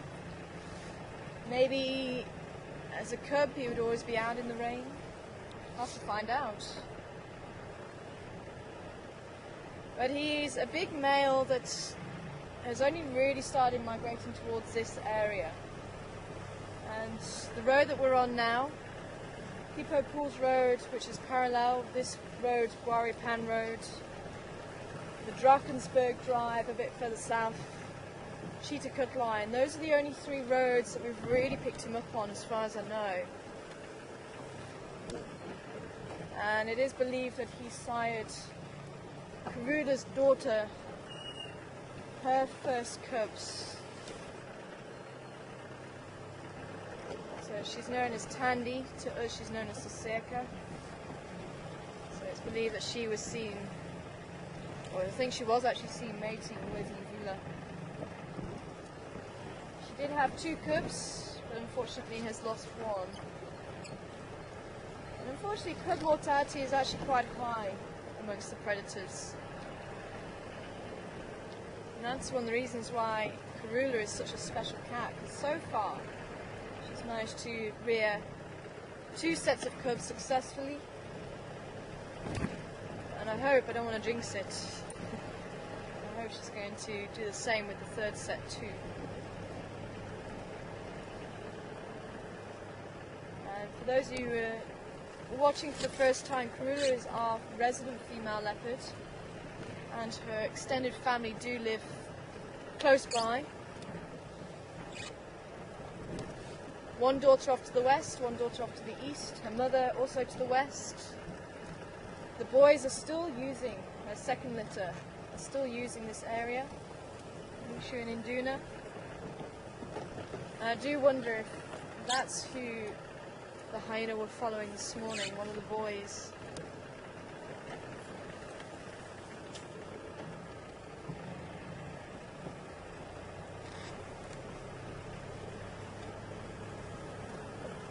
Because they do like that drainage line a lot.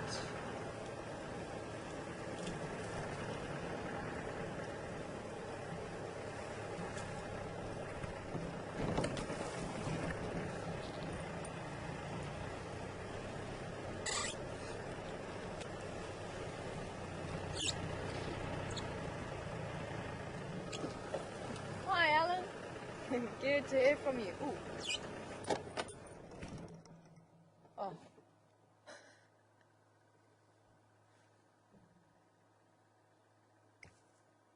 There he is, up there. Can you see? Oh, he's just moved. If you maybe just follow the branches up, you can see a little brightly coloured bird bobbing around up there. You're able to have a look. I did just hear one of them calling. Can hear the crested barbet now. Oh, there he goes.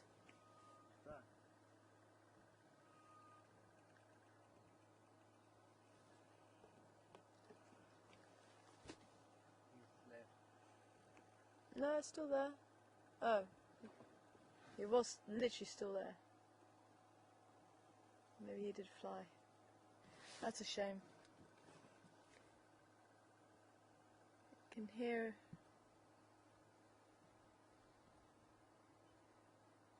Nope. Also finished calling. The ghost bird was calling. You might have been able to hear it very faintly behind us. But there was one calling in the tree here. Don't often get a chance to see them.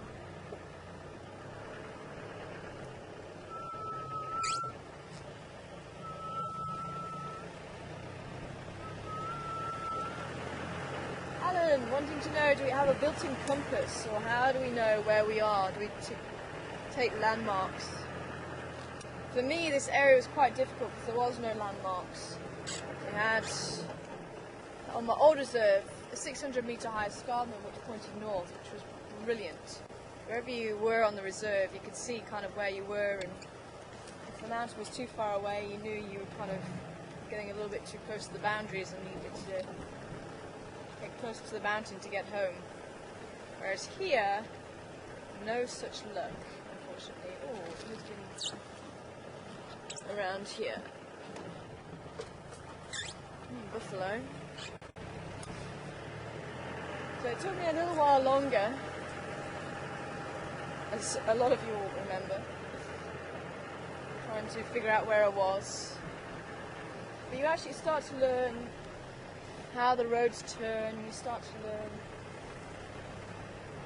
maybe some landmarks like large jackalberry trees or Maruta trees, and you'll actually hear the guide saying, "I'm by that big jackalberry on this road," which can help to really give you a good idea of where the animal's been sighted. And especially as you go on, you actually share sightings with other guides, and then you actually hear them saying, "Remember that lock that we had here? And it may be an awkward place to get to." Saying, "Remember when we had that lock there?" Then that can also help people. No, neurologist there. See ya. Directly opposite us. Good morning, lady.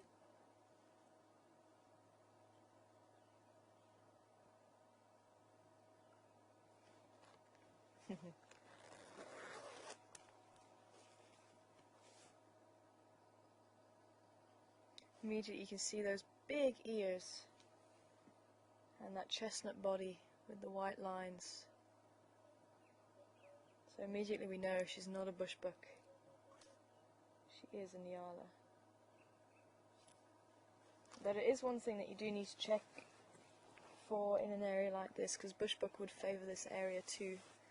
Although bushbuck wouldn't have lines down the body, they'd have spots.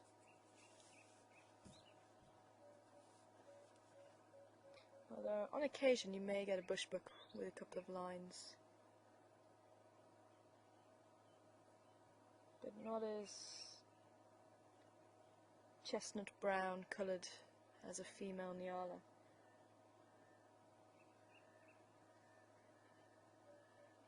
Or a duller brown, I think would be the right term. Probably even maybe a little bit lighter than my jacket colour. Are you still seeing one? Oh, no.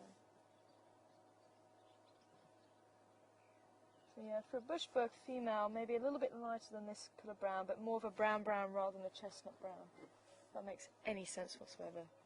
If it does, worry, because you're on the same wavelength as me. And that's going to be a very, very, very odd place to be.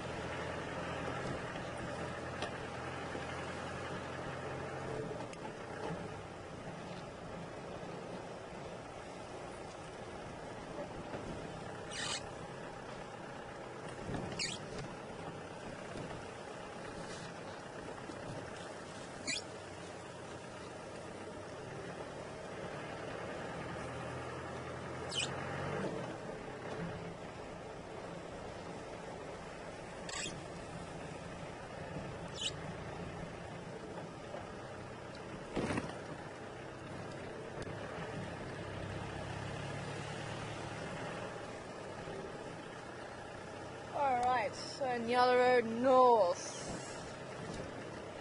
Not too much happening there, so let's try Nyala Road South.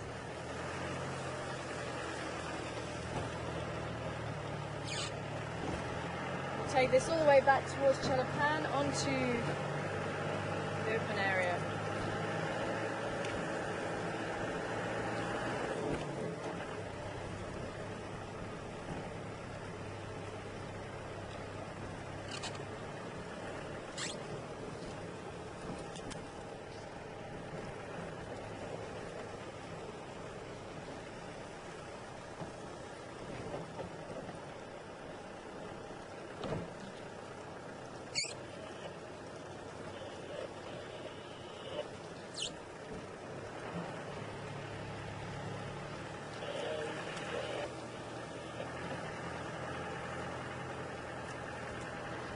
But it is funny, Alan, a lot of people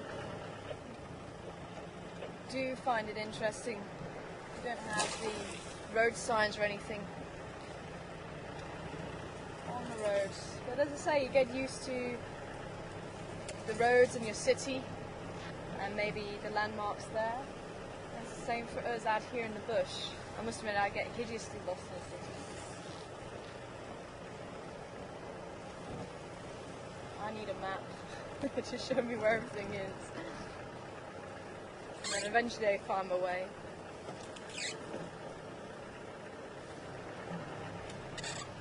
And then you start to learn, obviously the position of the sun will help to give you an idea of where north is and where south is, east and west of course.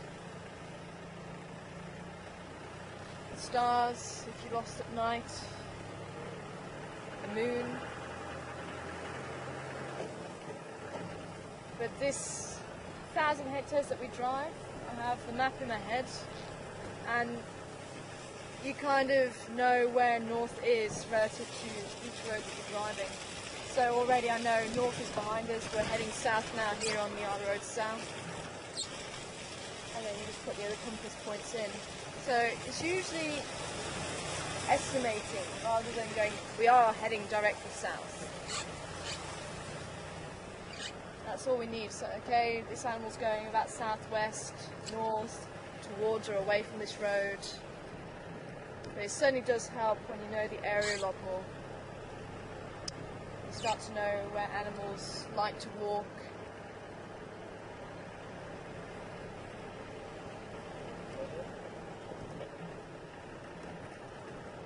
Where the areas are too thick.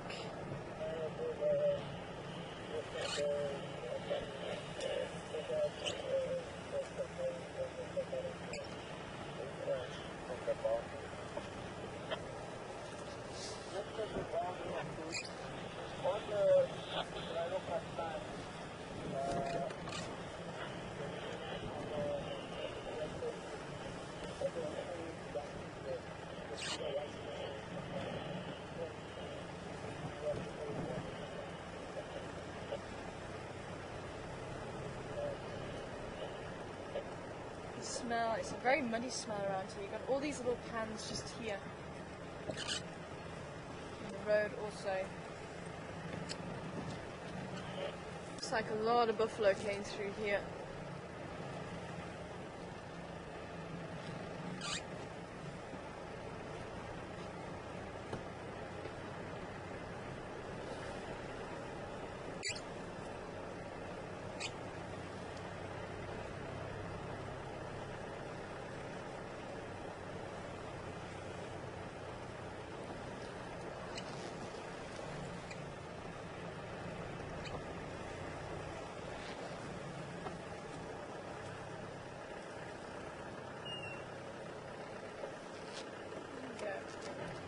I'm going to try and show you the entire Franklin. Now they're becoming camera shy.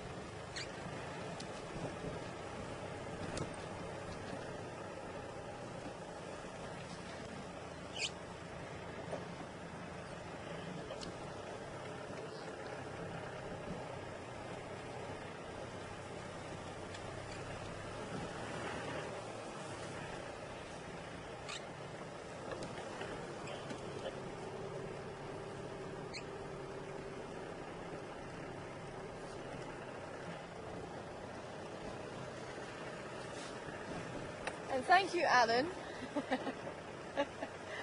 I'm actually starting to see a lot of these monkey oranges around. I've been looking out for them for you. I did find quite a nice one the other day with the fruit. I wonder if you were on board. Oh, we did find it. We found another one with the fruit on. So you've taught me another tree in this area, which I appreciate. So I've been used to seeing spiny leaf and corky-bark, but not the species that are found here. Ooh, woodland kingfisher still here. They're not calling very often now. So we're in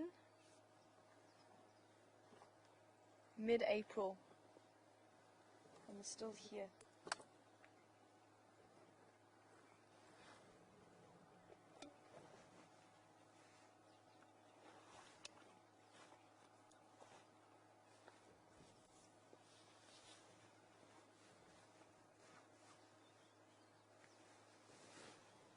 Out of all the kingfishers here in South Africa, there's actually 10 species here.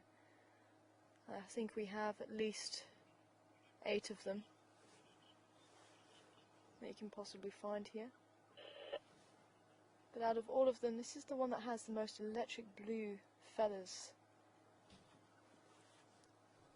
The size of it as well, about medium sized kingfisher.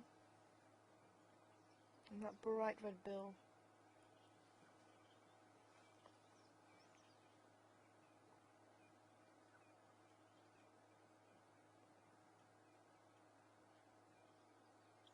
And coming towards the end of their breeding season as well. They're going to be migrating north. It's quite amazing that we're still getting 1 or 2 still around. We'll head to the central part of Africa. Into African migrant, as they're called, like the other kingfishers and a few other birds. Yellow-billed kite is another one. They tend to migrate north.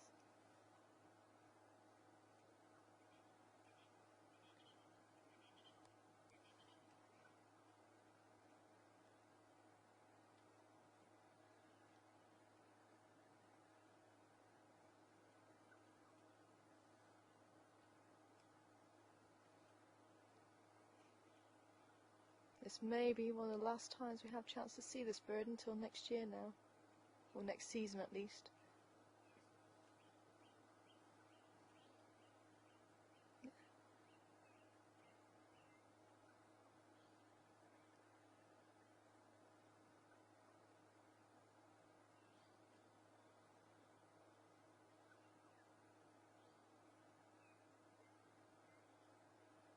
And already I think the bushveld sounds much quieter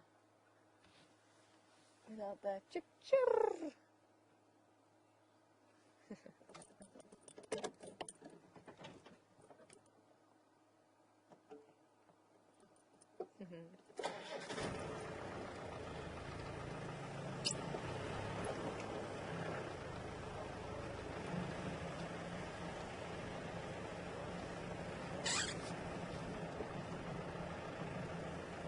Hi John! Yeah, morning to you. And I'm still learning. How long does it take you to track game? Definitely still learning. It doesn't take too long to understand the basics. But to become an expert tracker, and believe me, I'm a long way off. Sorry? 10,000 hours, yeah. I think there's only like 2 or 3 master trackers in the country.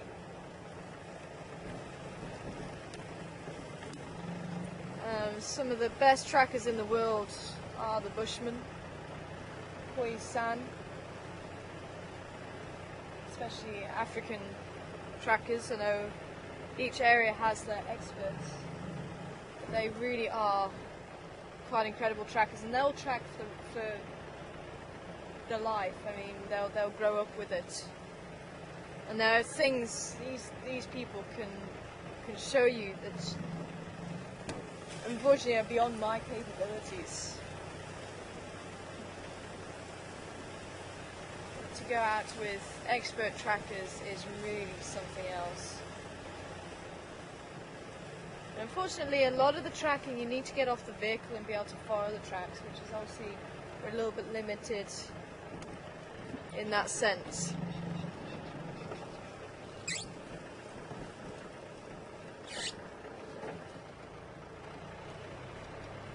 That's why sometimes you'll see us actually climbing off and just having a look and trying to follow the trail, so it gives us an idea of where to go. And that, if you're able to actually track on foot, and once you're going off the road, see, the sandy soil is really nice, registers the tracks usually quite well. So once you go off road, you've got the vegetation to worry about, and that will actually mask a lot of the tracks. So you're looking for maybe a toe, or maybe a scrape in the ground, or maybe a disturbed leaf. Or if you're tracking elephant, maybe a cracked rock. All these little things. And you may not even look for a track on the ground. You may start looking for rubbing marks on the trees, or bits of hair where they've just brushed past a bush or something like that. And those are the things that you start to look for. And you start to predict where the animal's going to come out. Now we do that. To a certain degree, we can try and predict where that animal's going to come out through learning the pathways and things like that. But it's the whole package. It's understanding the behaviour of the animal, why it would do something, and we're all still learning. And that's what makes it so fascinating. So obviously there's two sides to tracking. There's the track recognition, so it's knowing the track even from a small toe, for example, knowing the track so well that you know what it looks like even when you only got part of it. And then there's actually the trailing, and that's where you actually get assessed on both sides of it separately. So when we get assessed on the track and sign, as it's called, the assessor will go along, mark a track, and then you have to tell him what it is, or a sign, maybe some dung, whose dung it is. And then the other side of it, you actually have to follow a trail for at least half an hour, can be longer, and you follow that trail, and the assessor will then grade you, and it depends on where the animal goes, so it's always changing. So if you've got the animal on the road, that's an easy way of tracking, so obviously you can see those tracks quite nicely. But as soon as you start going off-road, that's when it becomes harder, and that's how they grade you on that. And it's even looking at the animal's behaviour. So as we were doing this morning with the wildebeest, just watching the behaviour of the wildebeest helped us to determine that there was possibly something there. I'm just checking on this side, seeing if there's any tracks of our hyenas that came out.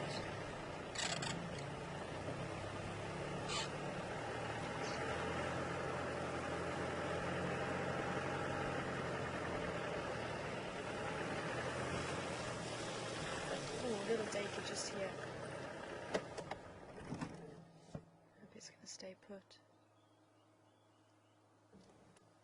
There's a Dacre just here on our right. It looks pretty relaxed as well. Usually they run off into the bush, Dacre meaning to dive.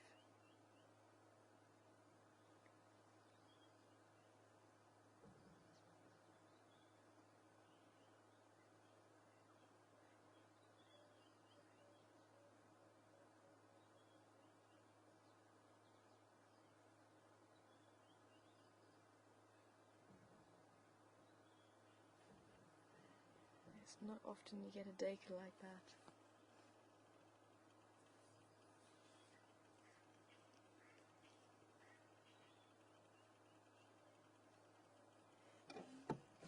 She's still there. I wonder if we'll see her again. She might move off. But she has just gone around the back of the bush there.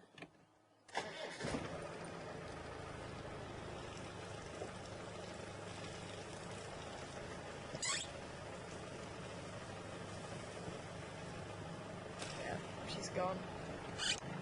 Oh well, at least we got a chance to see her.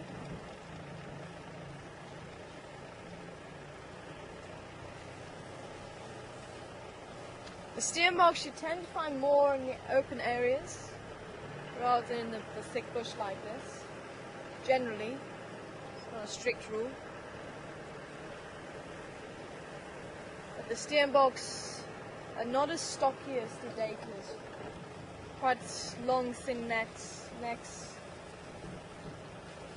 and a little bit smaller than the daka. That's quite a large grey daka or common daka.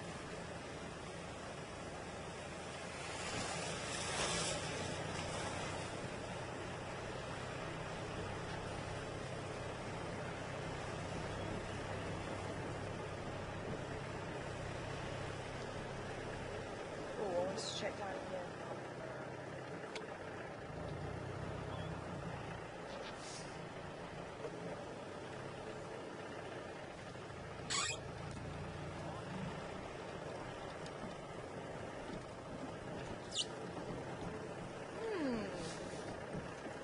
Interesting question there, Zach.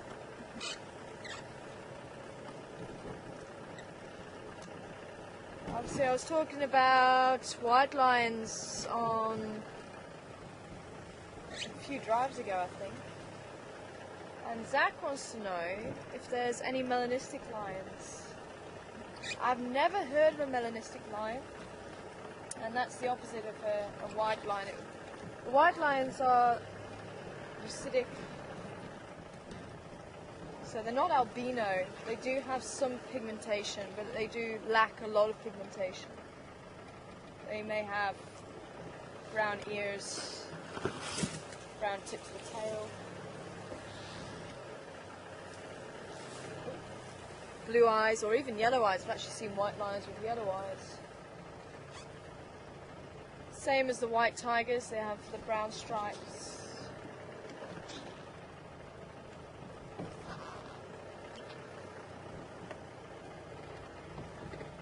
Eyes.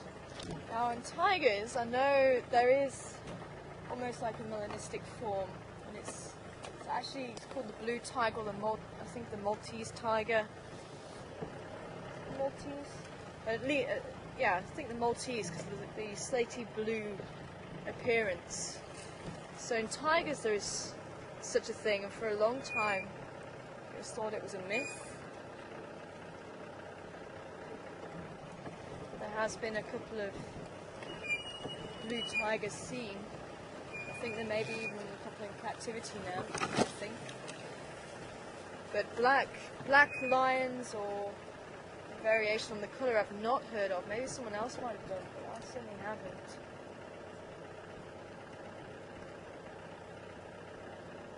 Okay.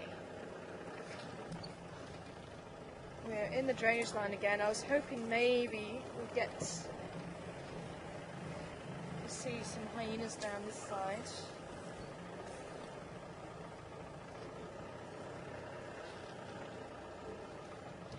Maybe this little 2-track, but it is quite boggy there, I think. Watch out for that one.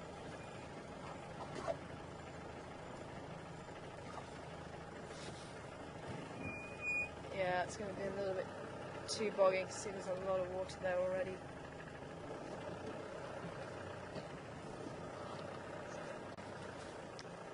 So maybe we might be able to see something in the trees there. It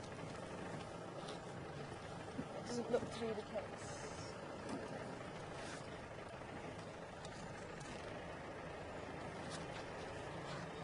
Oh, hyenas, where did you go? I would like to know.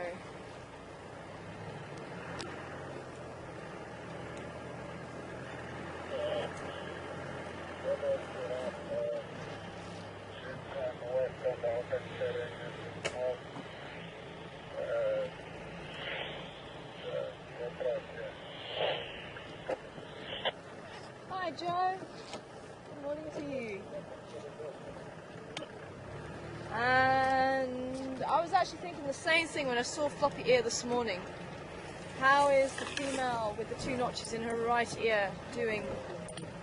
And we were following her quite closely at one stage. We managed to see her at 4 different den sites, I think it was, after a little while. I think the pups got to, or the cubs, you can use either for a hyena. They got to about possibly the same age as the floppy ears cub that we just saw now, maybe a little bit older. And it didn't look like she'd made her way to the communal den at that stage, but I think she probably has by now. But we haven't seen her since the den on Zoe's Road. And that was late last year, I think.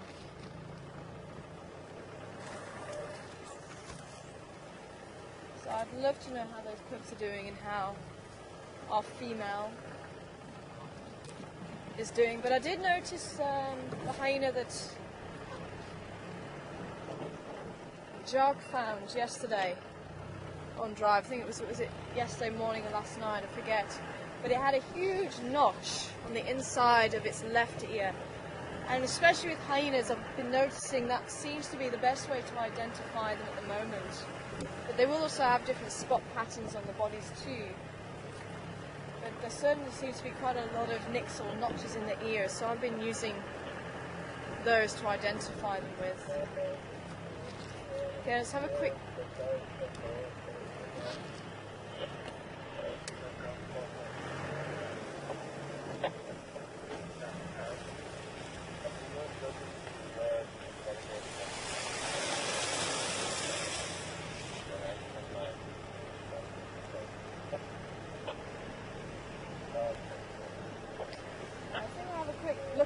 quarantine again as it's starting to warm up, and then we'll head down towards maybe Treehouse Dam around that area. Still no tracks of Karula yet. Nothing of Karula.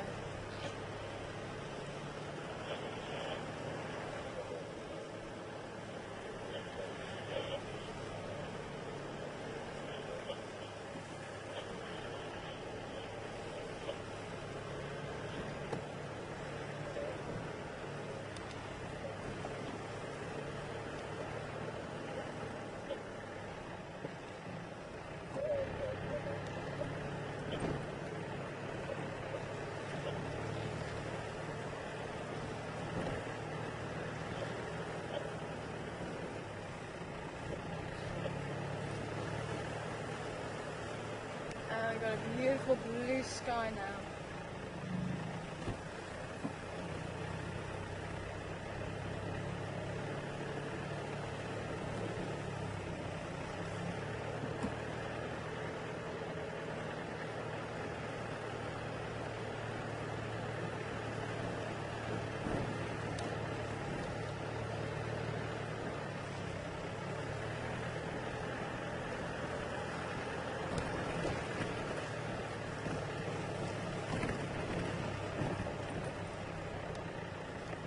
Oh, and here's a little dwarf mongoose.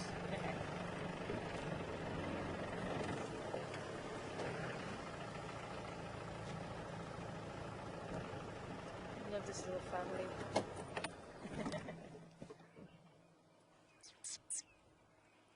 Quite a large family, actually. I'd say it was little, but I think it is one of the larger ones that we see. I reckon maybe about 20-25 individuals, maybe a little bit more.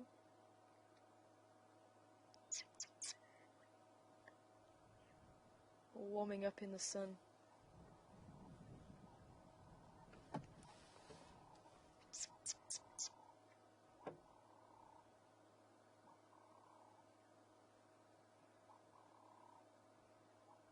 starting to forage. There's a few right at the back starting to forage. Most of them are just sitting there and just soaking up the rays.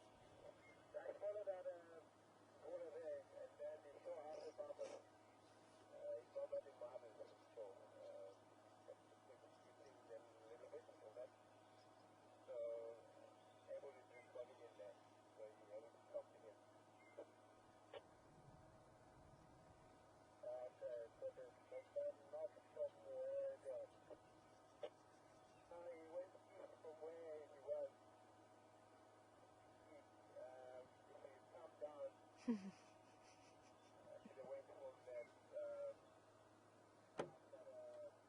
whether I do it, more than condo coming out of there, yeah, not far away from the boundary. So able to get one.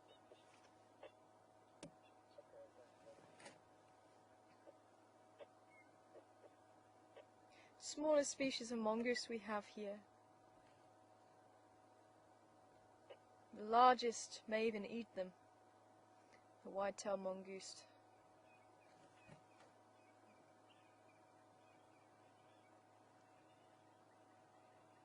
And much larger than these.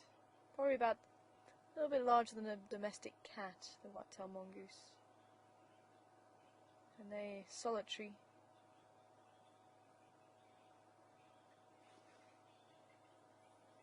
The only other mongoose that we get here that is gregarious like this. Oh! I don't know if you saw, there was a baby right at the back that just jumped. There might be something there that it's after. I think it's going to go again. There we go.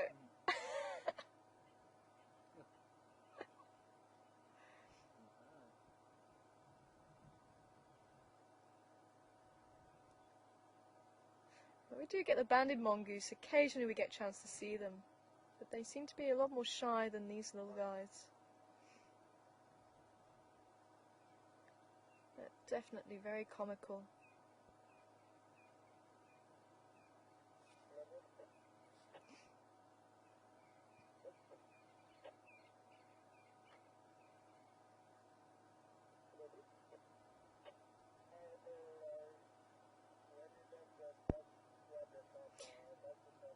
The meerkat, which is also another type of mongoose, we tend to find further in the further in the west, more drier areas than the banded and the dwarf mongoose.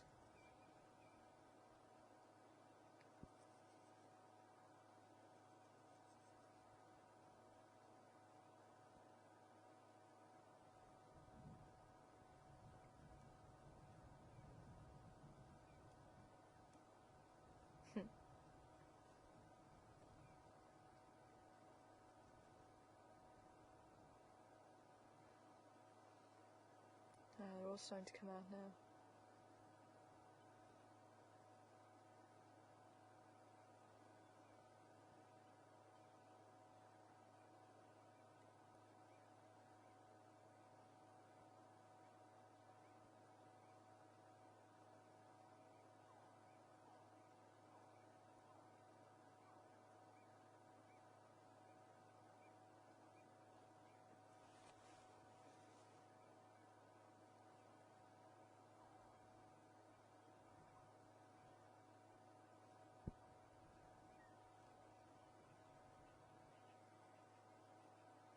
And once they're nice and warm, they'll continue to go and forage, looking for any insects or lizards. We actually saw one chasing a lizard the other day. Maybe even some scorpions. We've got two wrestling at the back there, look.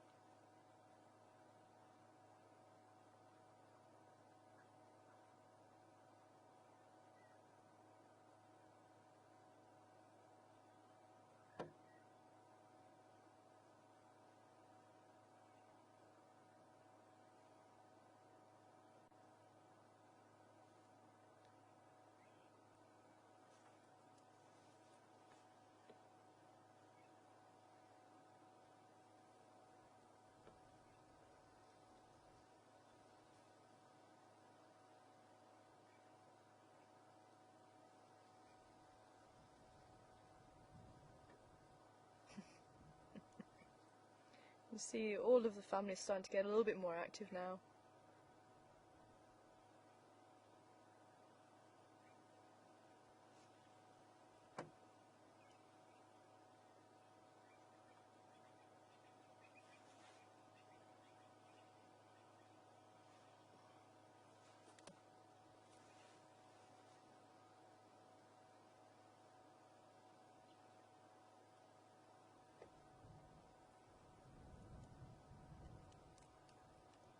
Well, as much as I don't want to leave them, I think we'll continue on because I do want to check out around Treehouse Dam. And maybe even Twin Dams if we have chance. Oh, this is too cute now.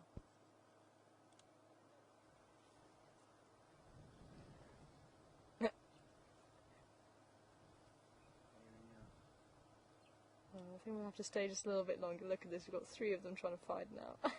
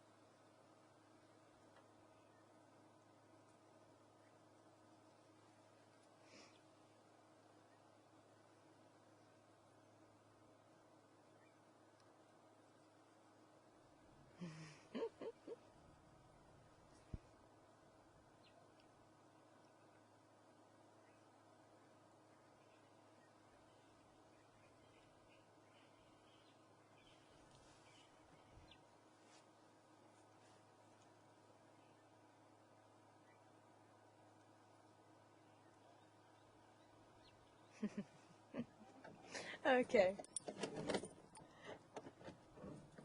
Sorry guys. Then we'll actually have to drive around though. I'm having far too much fun, I don't want to interrupt.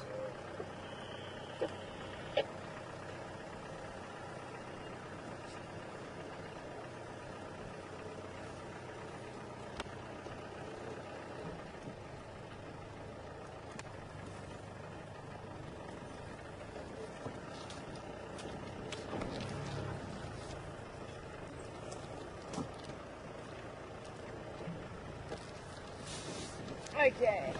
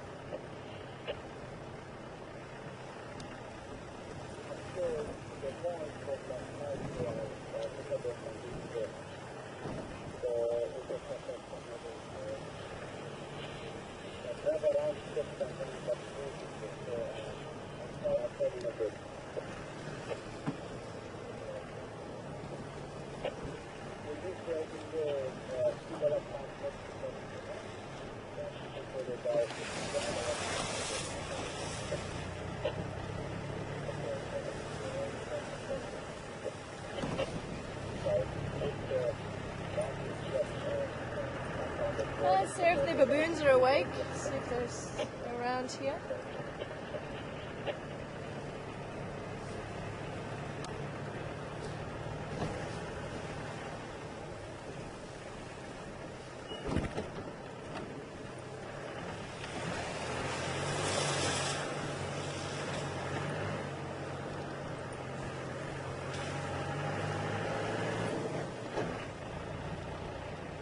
I do wonder if Shirley is having a phantom pregnancy. I've not really heard of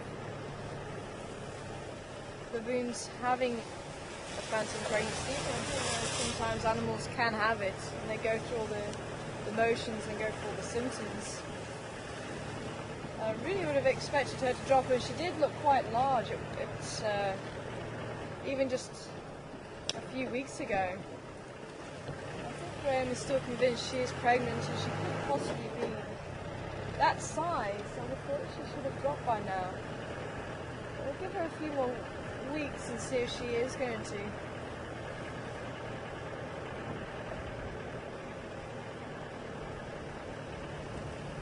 Is going to have a new baby. I hope so.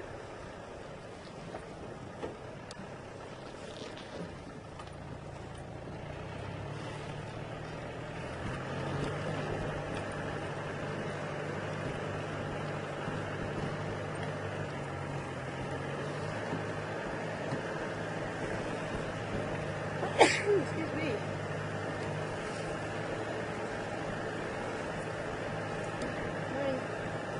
also be that something happened. She lost the baby early.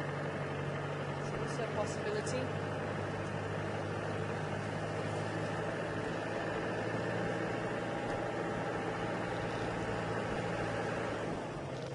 Good morning, Impala. Ooh, beautiful Mightiness young male here, look. Wildebeests have also made their way over this side now.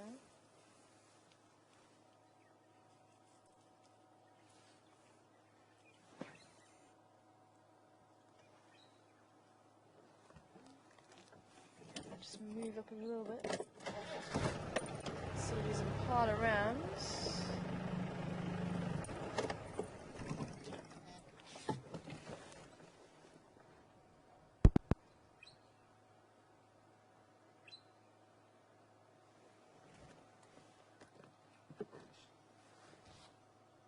I may have to change direction again.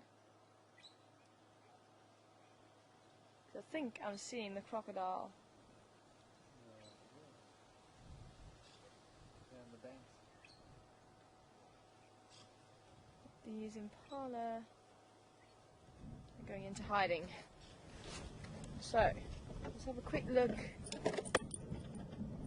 around the house. See if our baboons have woken up. I think they were sleeping in the trees this morning. They should be around unless they've headed to a certain area. Then we'll turn around and go back and have a look at the crocodile.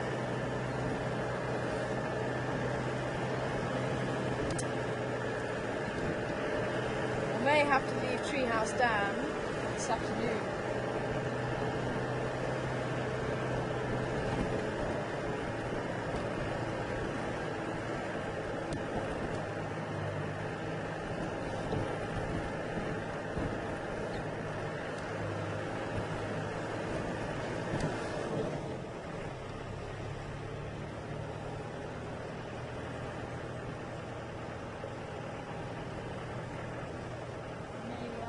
Over that way.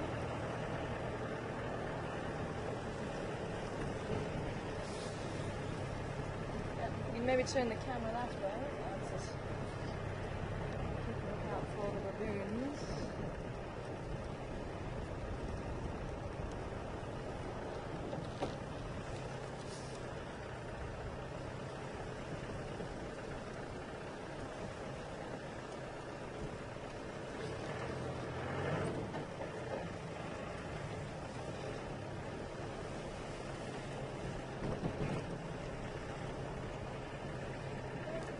Have woken up.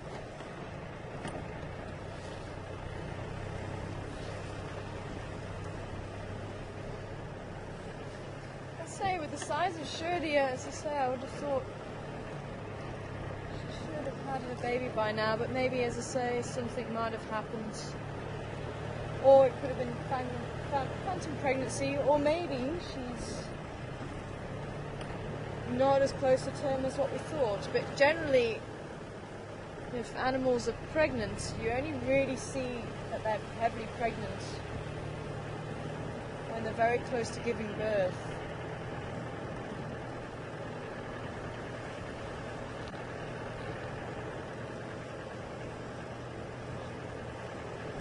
So, we shall keep our ears together. Never know, it might be this week.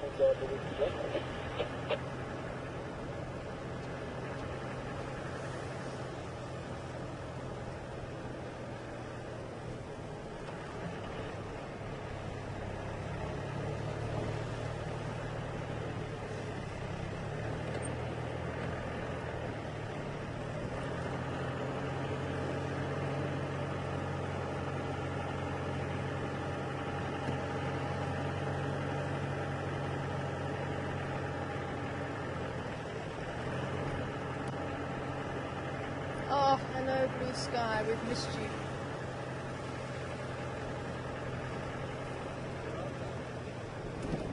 Sorry? Giraffe to our right. I'm not seeing them. Where are they? I was actually hoping they were going to be around here, hence why we were having a look here. Where are you seeing the giraffe to our right?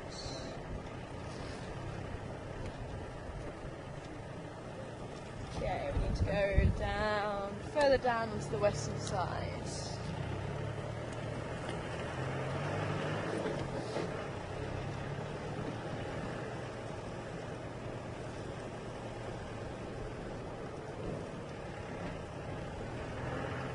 Good spot, Daniel.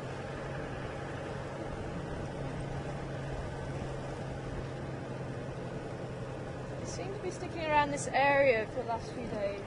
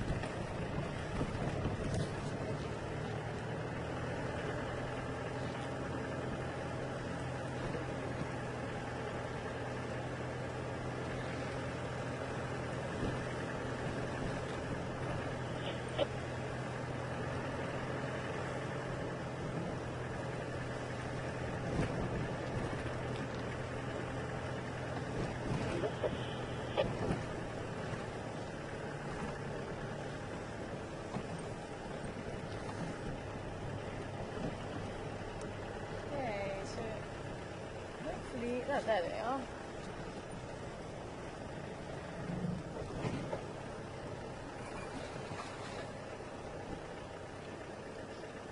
Now, are you close to the road there? Let's see if you're close to the road.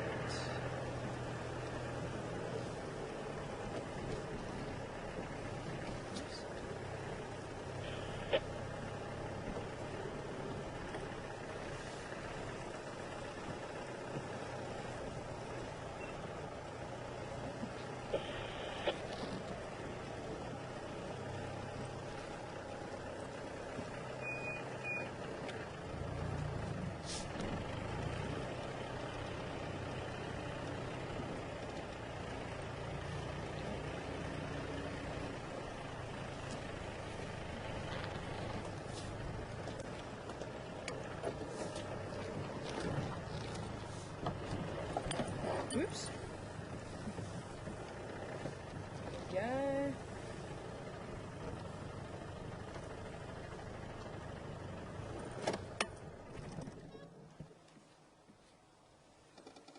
Oh, now it's starting to warm up.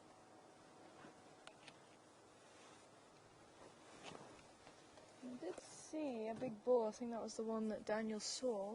I think there's a bull around here with these ladies. Could be one of these ladies is an estrus. She's ready to mate. Possibly that's why the bull is around them.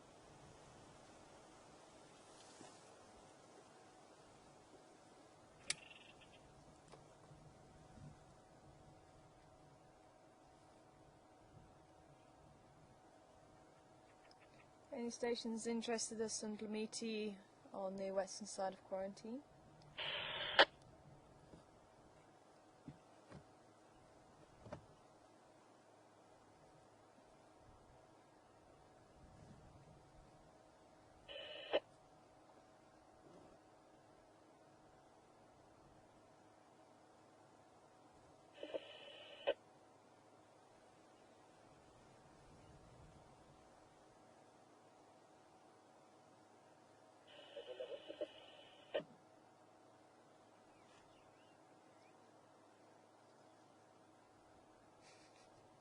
Getting annoyed by that oxpecker right on top of her hand.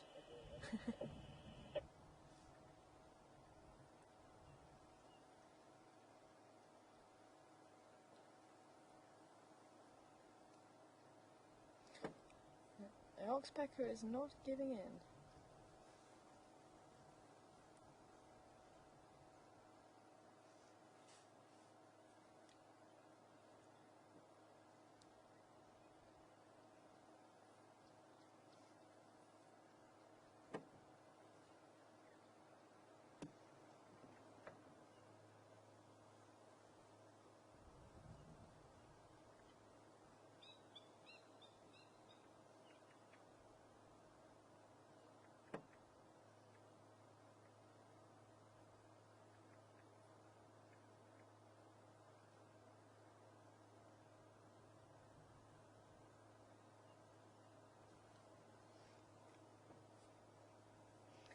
Okay. She is hidden, and so is the other one. What I want to try and do and see if we can go and sit by this bush here and just see if they'll get curious and maybe come towards us. So you're going to have to try and be very careful at how you jump off. So you need to keep as low as possible and just walk down the side of the vehicle. But if everybody's wanting to stretch the legs, let's see if we can give it a go. I'm just going to sit by the bush. You guys are going to come and sit with me and maybe have a look and see if the giraffe gets curious about what we are, because sometimes they do. If you sit by a bush, sometimes they come up to you. So let's see if we can give it a go while they're busy feeding. So here we go. Sun down.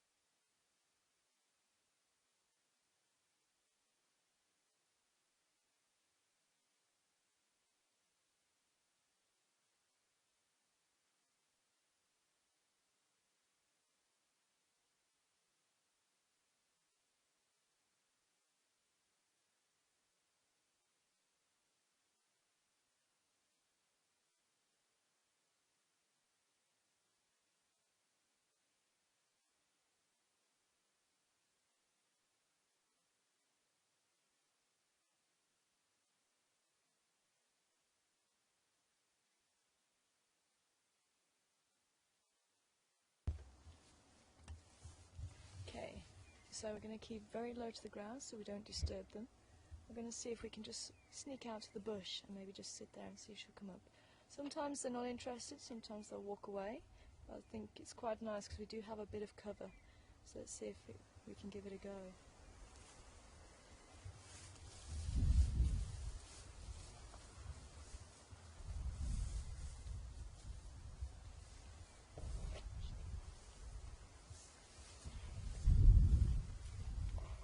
She's moved, so we're actually going to use the vehicle in the outline. You can see already if I can squeeze over. It's a different perspective there.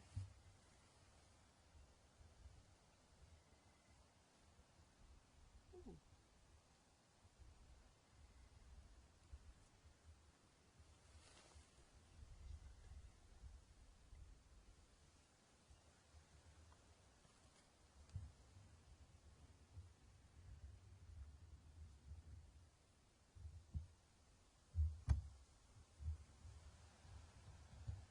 You can see she's interested.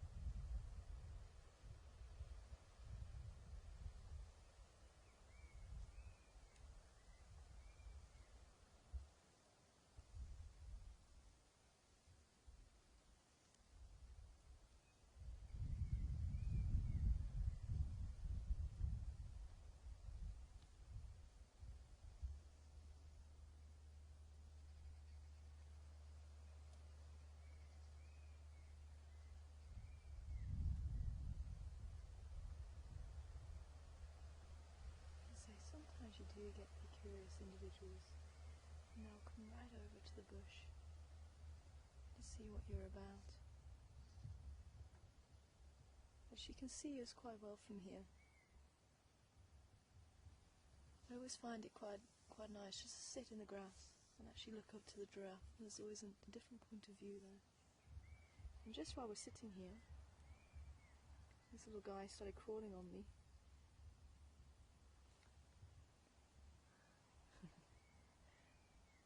I wonder if anyone has any idea of what insect this is. You see, it's an insect straight away with the 6 legs. And if he comes down again, and say he just climbed onto me, you may be able to see the way they move. And once they've found a spot that they're going to be, there we go, he'll actually sway in the breeze.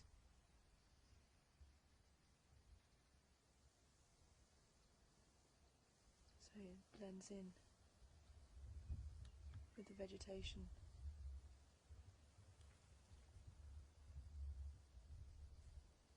Changing colour. No, that's the normal colour. Just to help break up the outline of the body a little bit. How about that, hey? I've got an insect here, if I can maybe hold it up. Oop. And one of the largest mammals in the world just behind it. Let's send your guesses through to questions at questions at wildersafari.tv as to what type of insect. I'll leave him on there, look. There he is. Just here. To questions at wildersafari.tv. There he is. Wrong one. This way.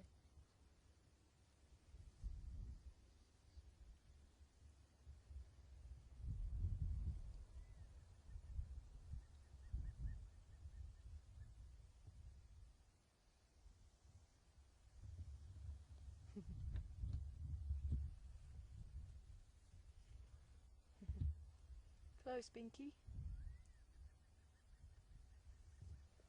See if anyone else comes back with any answers.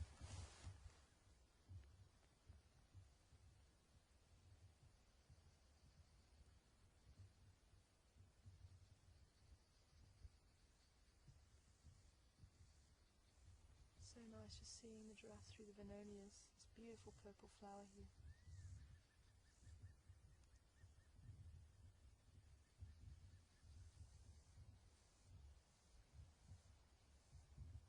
I don't think our female's going to come over and say hello to us. Not just yet. I think the others have moved off now as well.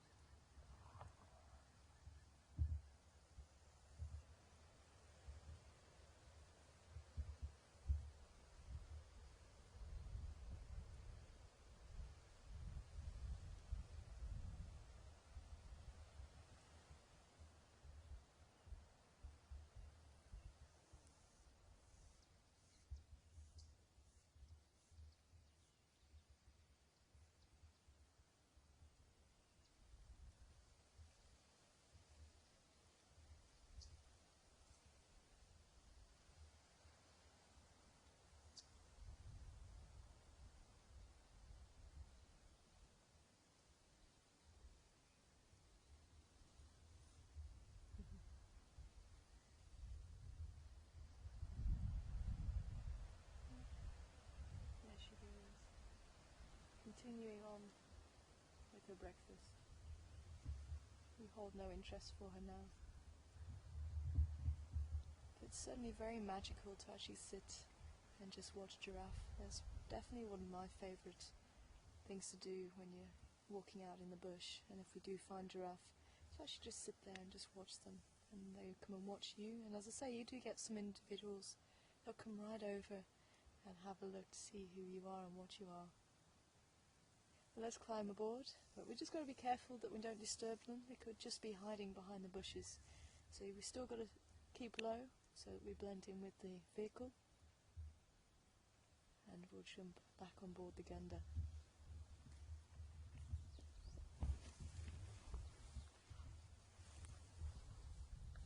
So if you go first.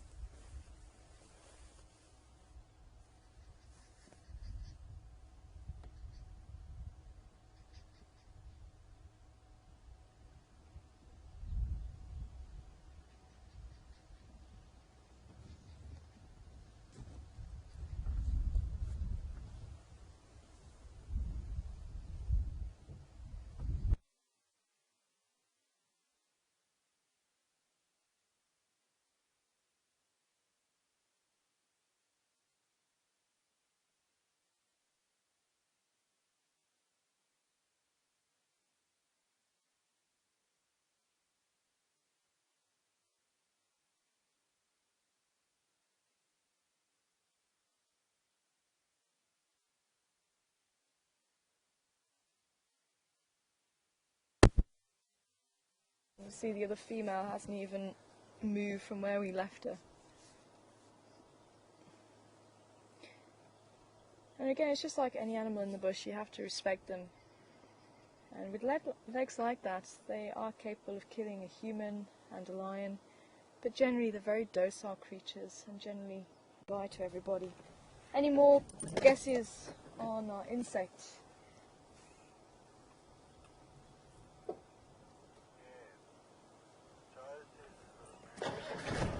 Joe asking if it was a praying mantis. Close, Joe. I did actually have one. Maybe you guys saw it just before we walked up to the giraffe. I think we didn't have any sound at that point, sadly. But there was a praying mantis, a little green one that had been sitting on the camera, so I just took it off and put it in the bush.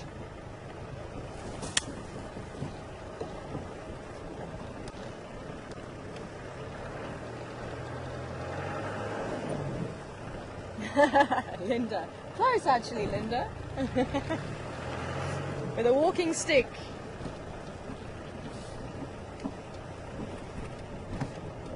But I could see Trillium says walking stick.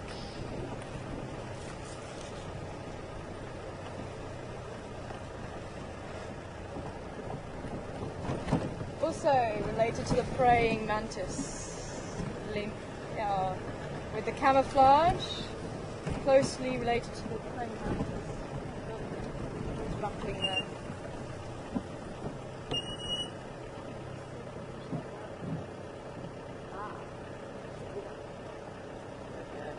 I think it was that. We were having a bit of a raffle at the back there. Ooh, hello Huku, sorry. Ah, Marlies, stick insect. Binky was very close with... I think there was a stick in there somewhere. It was a stick insect. I could see where a lot of you are coming from with the praying mantis though, holding its 2 front legs out.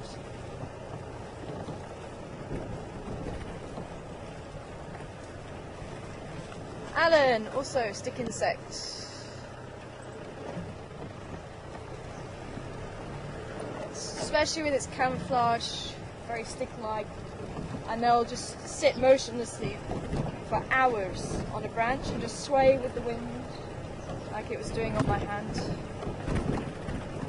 You can get some that are much larger than that as well.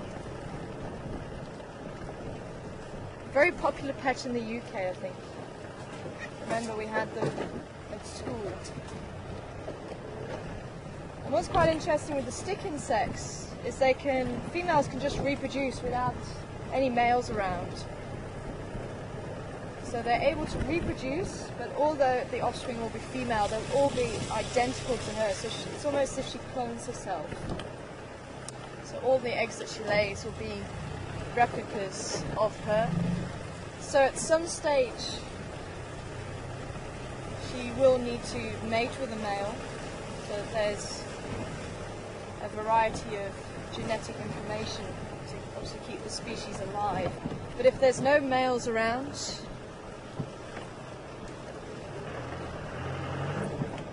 then she is still able to reproduce.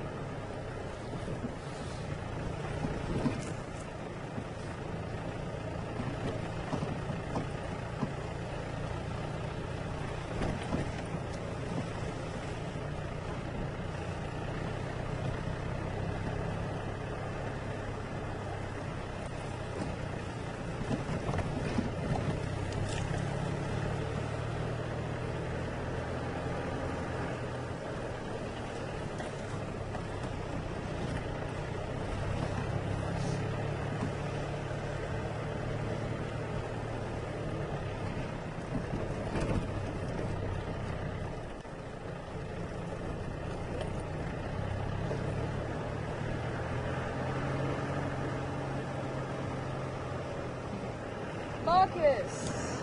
Good morning to you, Marcus. Another question from you this morning. What would we have done if the giraffe ran into us? Well, that's one of the reasons why we stay close to the vehicle. But in all my years of guiding, I've never had that experience where giraffes have run into us. As I say, they're very docile creatures, and I've only ever heard of one bull standing his ground. It was actually against horses. There's horses walking over the wall. There was a bull giraffe on the opposite side, and the bull giraffe decided that he was going to come across the wall no matter what, and eventually the horses and horse riders had to turn around and make their way off the damn wall. But as I say, it's when we do go out walking in the bush, giraffe are one of the animals that you can actually view quite nicely in relative safety. But you've always got to keep in the back of your mind that an individual might not be happy with you there, or maybe there's an individual that's been having a bad day. So you always keep these things in mind. But knowing giraffe in general and watching their behaviour, they're both females are quite happy feeding.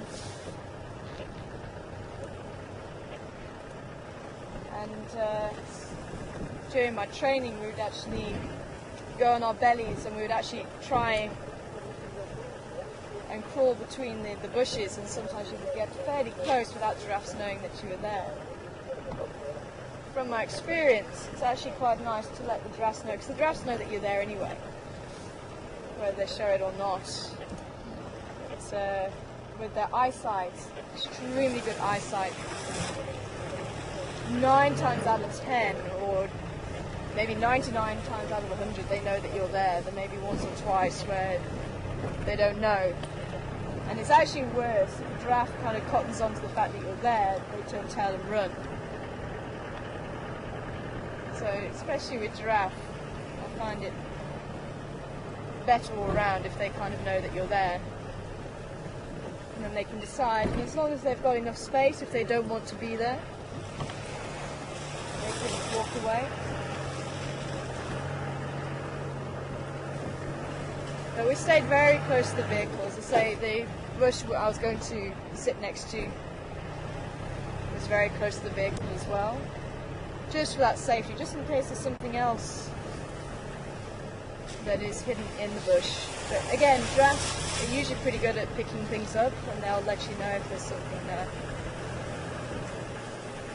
They'll be very agitated. But you can see she was very relaxed, she was chewing the cud, and giraffes do that when they do chew the cud.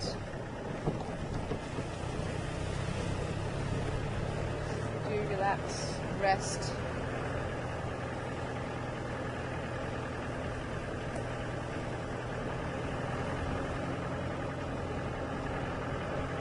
But definitely wouldn't do that with other animals. Giraffe's the only one that I really would do that with.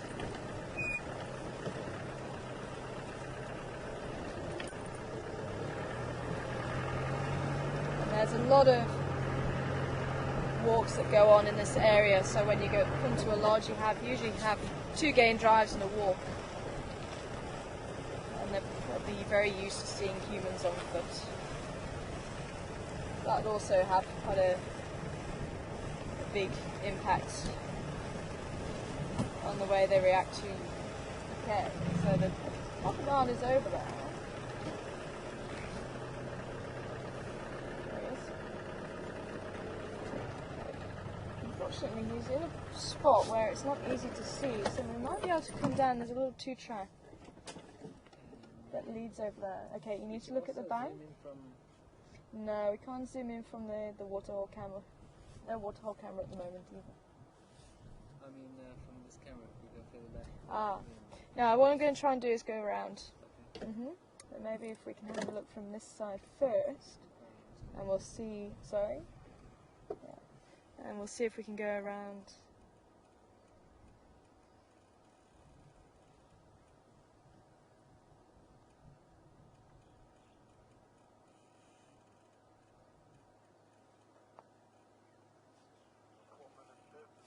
Okay, let's see if we can go around.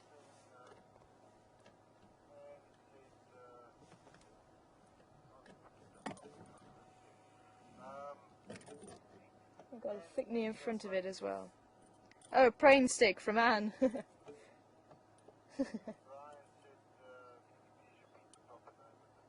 And Brian wanting to hear the proper name of our insect. Okay, if we can zoom out and we'll go around and see if we can have a quick look from the other side, see if we have a better view.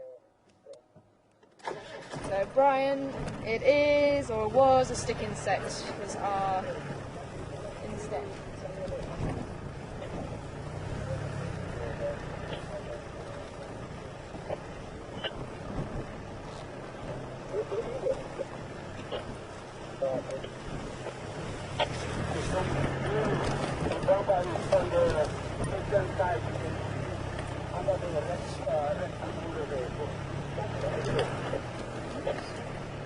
Where did those holes come from?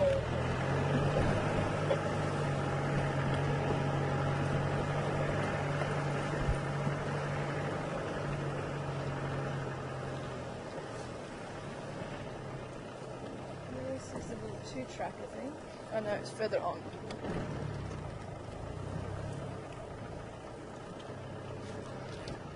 So we may or may not be able to see it nicely. So we might as well give it a go.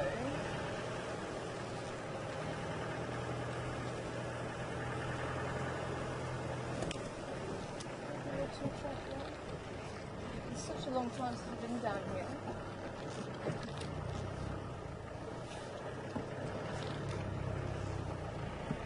I've lost where my little 2-track is, it's overgrown.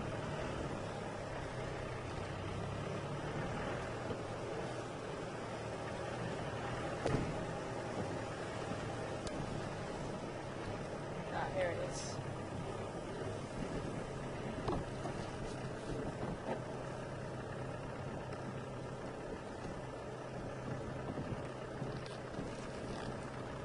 It is very overgrown.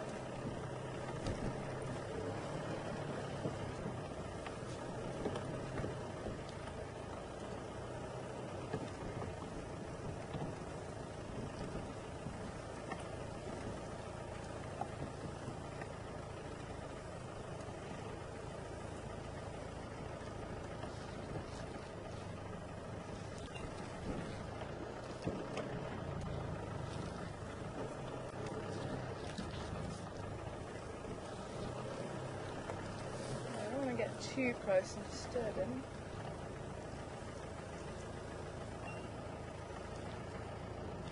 I think he was down here. Oh, I think he's still behind those bushes for us.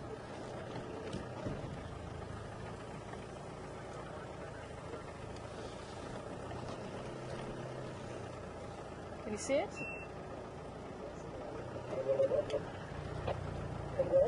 Oh, there, through there, that's it. I was just looking a little bit too far back. There he is. Can you see him nicely through there? I need you to speak to me. Okay. Okay, let me see if we can move down a little bit. Oh, sorry, mister. There? Okay.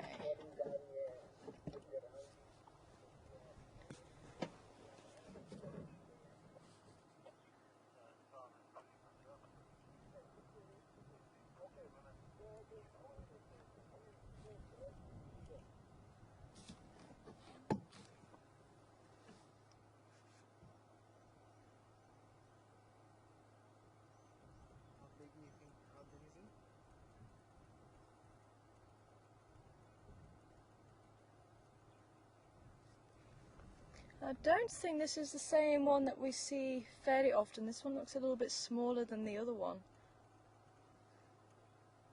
It's probably about a 2.5, maybe 3 meters, where I think the other one was slightly larger, about 3.5 meters maybe.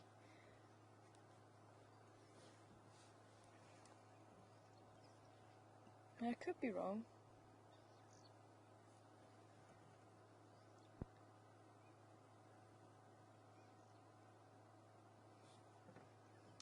But now the sun is out, definitely making use of warming up. Maybe that he's eaten something and he needs to warm up to be able to digest it, otherwise it just goes rotten in his belly.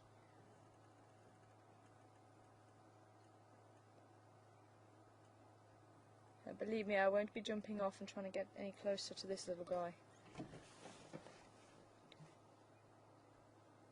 He would be able to outrun me, even on land.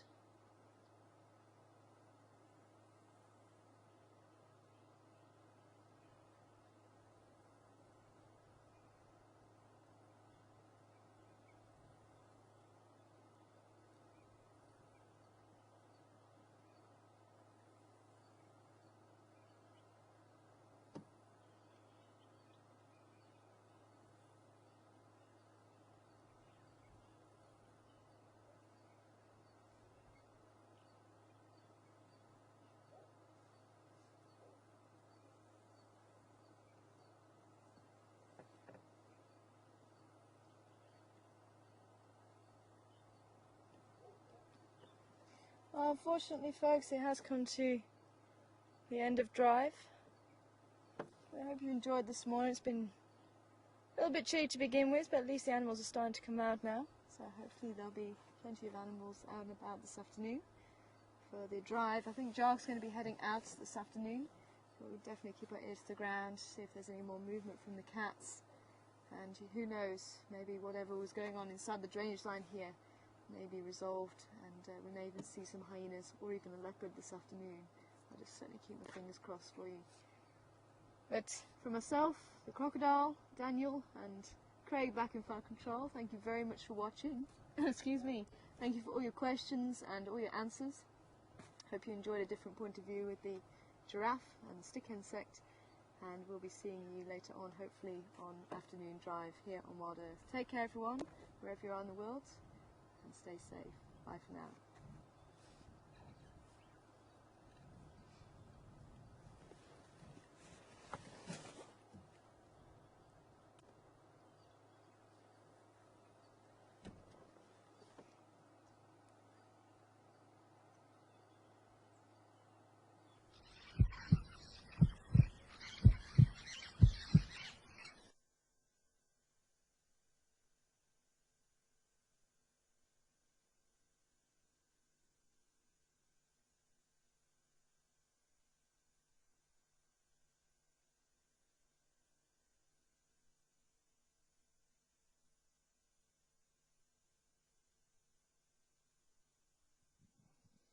Good morning, everyone. This is Craig in Final Control, and thank you for joining Tara for AM Safari.